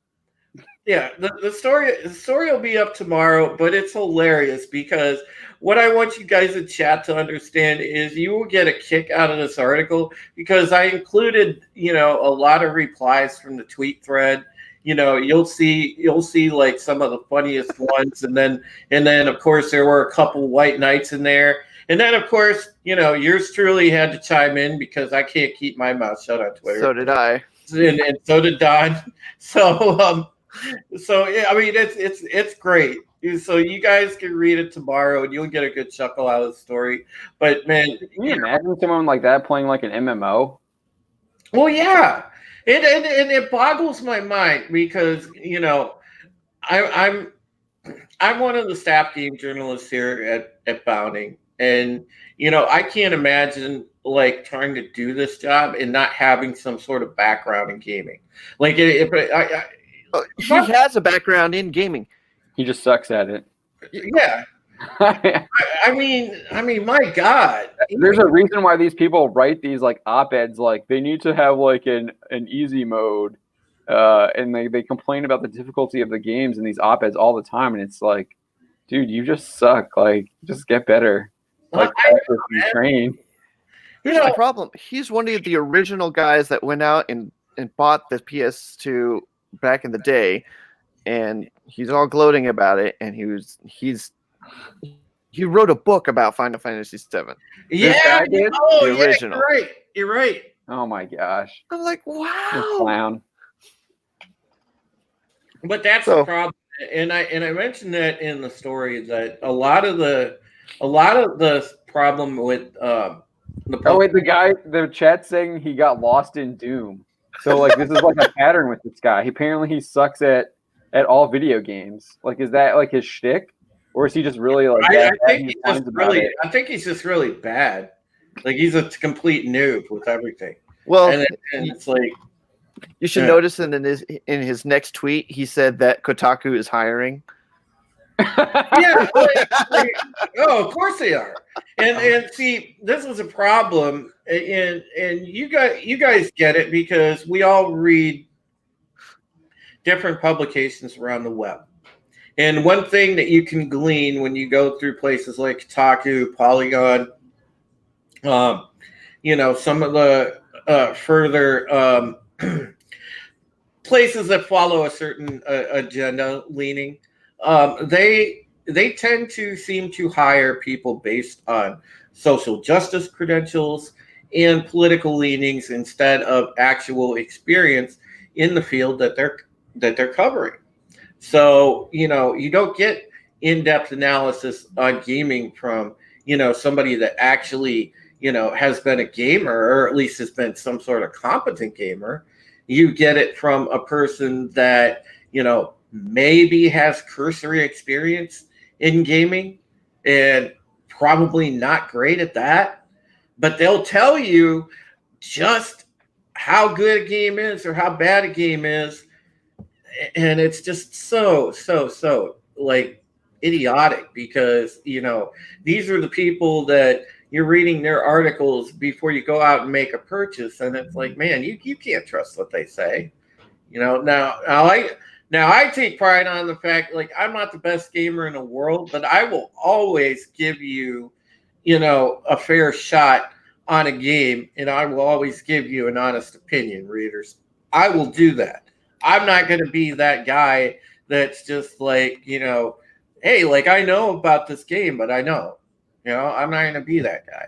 Yeah, I mean, when I look at buying video games now, I used to look at like IGN's reviews or like even any kind of like I would look at a review. I don't even do that anymore. I look at the gameplay on YouTube now because when I used to read a lot of like one of my big genres is strategy RPGs like Final Fantasy Tactics, Langrisser, Ogre Battle 64, and stuff like that. I really like that genre of game, and it's super niche, and it's usually super Japanese. It's why I went with the PlayStation over Xbox because they have all the Japanese stuff, and that's why I got a Switch because they're doing all the Japanese stuff now. IGN's hilarious too. Half the time, their people don't know what they're doing. Well, yeah, so I'm looking at like a SRPG review. I don't even know what it is, just to see like, oh, is this interesting? And they gave it like a 6, and I was just like, all right, let me go look at it on YouTube or whatever and see. And I was like, oh, this is exactly what I want. And I picked it up, and I had a blast playing it. And like those games, you can just pick up and play anytime because the gameplay is just so evergreen, and it's always different. Like Final Fantasy Tactics. I mean, obviously that's not always different, but like you can go in and play and customize your characters and have a different gameplay all the time, and it's always like a different challenge. And there's so many different maps, and it's I love it because it's like chess with fantasy characters, and I just think that I love that stuff. Well, that's why I give you a lot of props, John, because the fact that that you've shown a lot of love to the gaming section. And kind of, given me sort of the lead way to kind of go ham and fill the section with content. And, it's awesome because gamers are looking for that. They want somebody that's going to be real with them and say, this is how it is. This game's good or this game's trash, and somebody that's actually going to take the time to learn the game mechanics. And Jedi Fallen Order, pass. Yeah. See, you and I, we differ on that, dude. I will fight you tooth and nail on that, buddy. I think my issue with Jedi Fallen Order is that the platforming is overwhelming. I don't have an issue with like the actual mechanics of the platforming. I just think that there's so much of it. Maybe it's just, I don't know. I'm like, I don't want to just be constantly having a platform. And I'll be honest, I didn't watch. I just kind of went in blind with that game, and I didn't look at the gameplay. I knew it had the platforming aspect to it, but I thought it would have had like more of an action adventure type stuff. I did like more Uncharted style where you have like a lot of gameplay where it's not just jumping from platform to platform and stuff like that. On Order, it felt like that's all I was doing. I will 100% agree with you on that game because the platforming did get a little ridiculous. But I did like the lightsaber combat mechanics. I liked some of the abilities. I liked how it was different when you used a single saber as opposed to like double saber. You moved a little different. I just unlocked that. I think the double saber. And it's fun. Whatever style you use. I prefer the double saber, so it's really fun. The animations look cool and whatnot, but we differ on the game because I didn't mind the game story, but I can give you fair point on the force suppression thing, and we could go back and forth on that for hours. That's just such a huge sticking point to me, because it's such a freaking like game. It's such a canon breaking aspect, and the game is set in freaking Star Wars canon. It's not like it's the Old Republic where it's like distances himself from like the whatever Disney's calling it, the Skywalker saga, the Palpatine saga, the reign of Palpatine, and the continuing reign of Palpatine. All right. And guys, I know Palanuki, you just mentioned the Avengers game at Cyberpunk. We're covering both of those. I will be all over Cyberpunk when that comes out. I will probably be streaming it on my channel. So dude, that Avengers game, man, like, did you see the gameplay footage for the Netmarble's mobile game? It looks better than the actual freaking Avengers PlayStation 4 game. It's pathetic. The mobile game from Netmarble looks so much better than the Avengers game on the PlayStation 4. The character models are just there used to be actually and it sucks because the studio imploded from a bunch of infighting and stuff. There used to be a studio called Gazillion, and there was a game that they had, because I had it on Steam. It was Marvel Heroes, and it was kind of like similar. Oh yeah, I had it on. I remember Marvel Heroes. That was a great game. Yeah, and it was kind of similar. I think it was Chinese that had the issue. It was a Chinese company, I think, wasn't it? Well, they went out of business, and the game's gone now. So. Yeah, they went out of business. But the thing is it was nice because they gave you an opportunity to earn stuff in game. Everything that they had that was premium, you could still earn in game with in-game currency. You had to grind, but the other cool thing was it played like Diablo, and it was a fun game. And that was more of a fun Marvel game, I think, than what you're going to get with this Avengers game. And I understand that Square Enix is doing this Avengers game and everything. Crystal Dynamics. I think Square Enix is just publishing it. Yeah, Square's kind of busy right now trying to get disc 2 and 3 out. I think Crystal Dynamics is developing it. Crystal Dynamics, yeah, you're right, John. But that's what I meant to say. But the thing is I think with the Avengers game, at least right now, it looks like it's disappointing. And I know that it got delayed for polish, so we'll see what Crystal Dynamics does with it. But right now, it looks disappointing. And that's pretty bad, like when you said like a mobile game can outdo the graphics. Yeah. I will say, so I do like the concept of that the Avengers is talking about, where they're talking about like constantly updating the story. I think that's actually like a really cool idea. That's something I wish like for like Mass Effect or whatever, Mass Effect 2, if they had done that instead of doing a Mass Effect 3 where you're just continuing the updating on Mass Effect 2 or like Dragon Age or something like that. That's something I want. Or like even if they did something like Jedi Fallen Order. If they did something like Jedi Fallen Order and you just keep continuing Cal's story and like constant up like with DLC or whatever, like I actually think that's a really cool idea. I just think the storyline that they're going with Kamala Khan is just like, I'm so uninterested. Yeah, I'm uninterested in that too. And that's the thing, if you have something that you can start like a game and just branch off it and do like persistent storytelling that you could just layer on and add on and add on and add on, that's never going to run out, then people are going to keep playing it. But you got to have something good off the jump. And going with Kamala Khan, man, I'm sorry. I get the whole, they were trying to go for play the representation card, but man, she was the wrong pick. She was the wrong pick. I mean, I wish EA would port Old Republic to like PlayStation. Jump on that right away. Because the single player stories in that game are so fantastic. I thought you got a good PC, John. You can run that game. No, I have my laptop and that's it. Oh. Damn. I know. I wanted to get you on. I've been wanting to play that game with you. Yeah.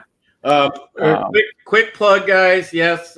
Speaking of Old Republic, I personally do play that. I actually help run the Phantom Menace guild on there. So if anybody wants to join that on Old Republic, just reach out to me on Twitter, DM me, let me know what server you're on and your character name, because we're on Steel Sean.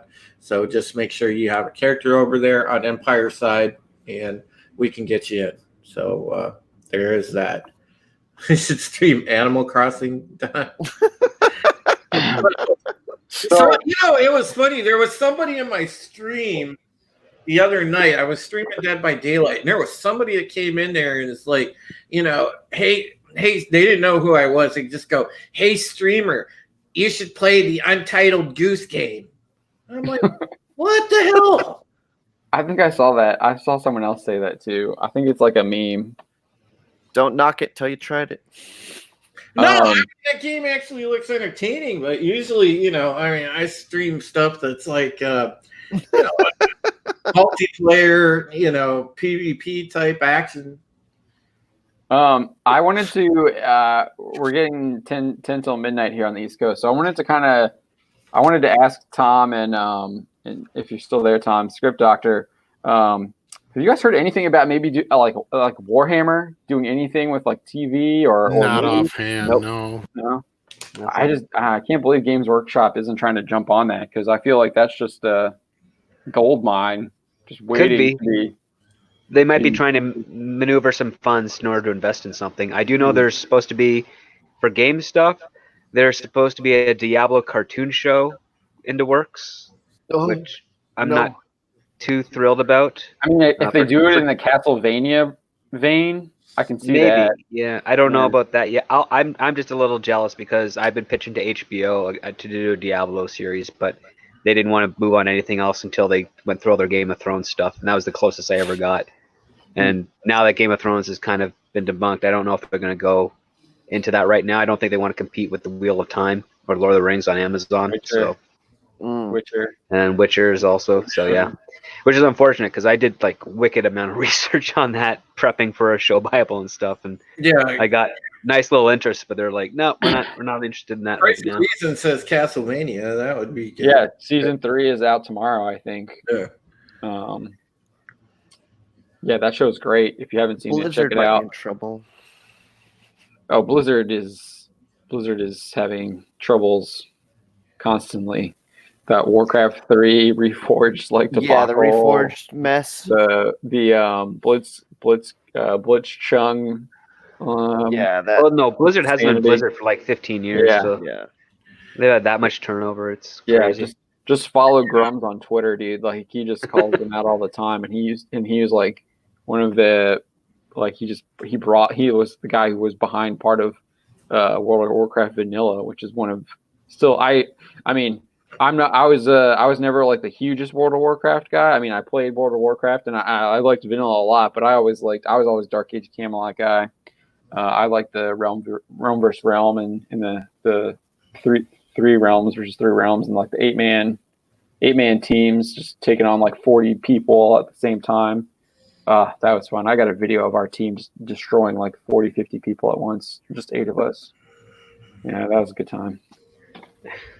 Hey, Keely Chow, good chat. Joined just in time for us to say goodbye. Yeah, let's come in at a great time. Really quick, for everybody in chat, and those of you that are avid readers, we are going to. I'm going to be on assignment this weekend. I will be reporting live from the Wizard World Comic Con in Cleveland, over by my neck of the woods where I live. So be trying to score some interviews, and I believe they're going to have an advanced screening of the other new. Apparently, AMC's doing a new Walking Dead spinoff yet again. And another one. They're having a screening at the con, so I'm gonna go attend that too, and see how that is. If they don't have an NDA, of course, I'm gonna spill the details. Price of Reason says he's going to pitch us. He's going to pitch a live action version of Adventures. I genuinely would love to see that. I want to see where that goes. Wasn't he that big old dinosaur? Oh, what you mean in Death to Smoochie? Yeah, he's done it before.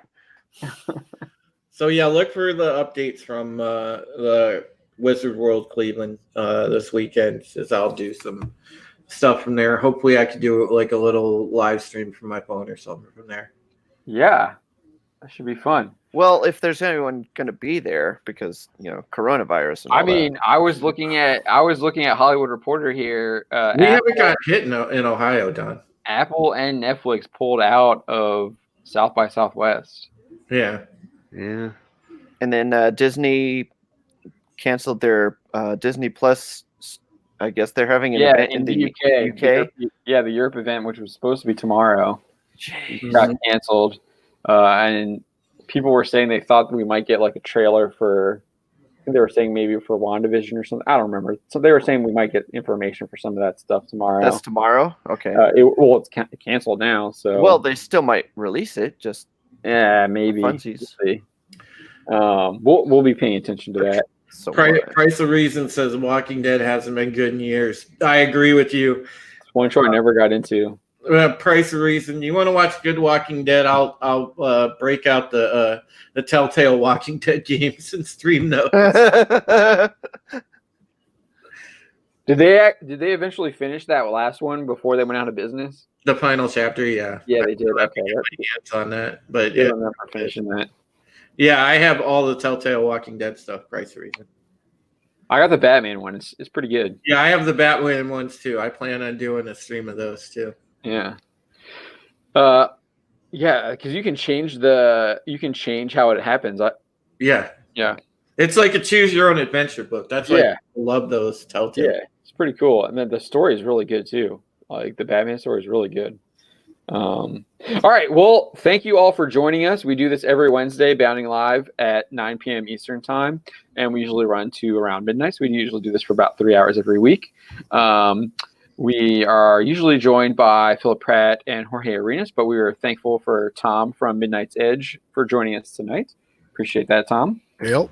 Well, do you want to? Tom is always clutch. Yeah, Tom is great. He's working on a No Time to Die video, and we'll probably be covering that tomorrow as well about whether or not the change, the delay in the film, it was really due to the coronavirus or not. So that'll be interesting. Looking forward to that. But do you want to take it away, Tom? Sure. You can just check out our work on Midnight's Edge and Midnight's Edge After Dark. Do you want to so what do you guys have going on at Midnight's Edge After Dark?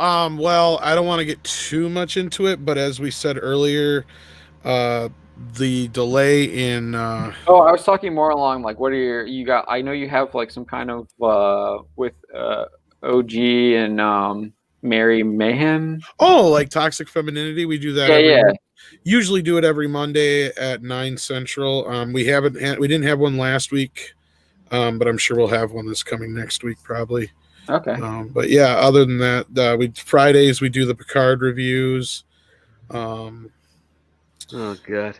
Yeah, otherwise we just do Midnight's Edge After Dark every other night pretty much and stuff like that. Yeah. All right, cool. Yeah, so check out Midnight's Edge After Dark if you haven't already. Definitely subscribe to their and Midnight's Edge, their main channel. All right, Script Doctor, you're up next. Okay, so I am currently pushing my way through the review for Picard Episode 6, which I hope will drop Thursday. You can find me streaming here on Bounding into Comics on Wednesdays.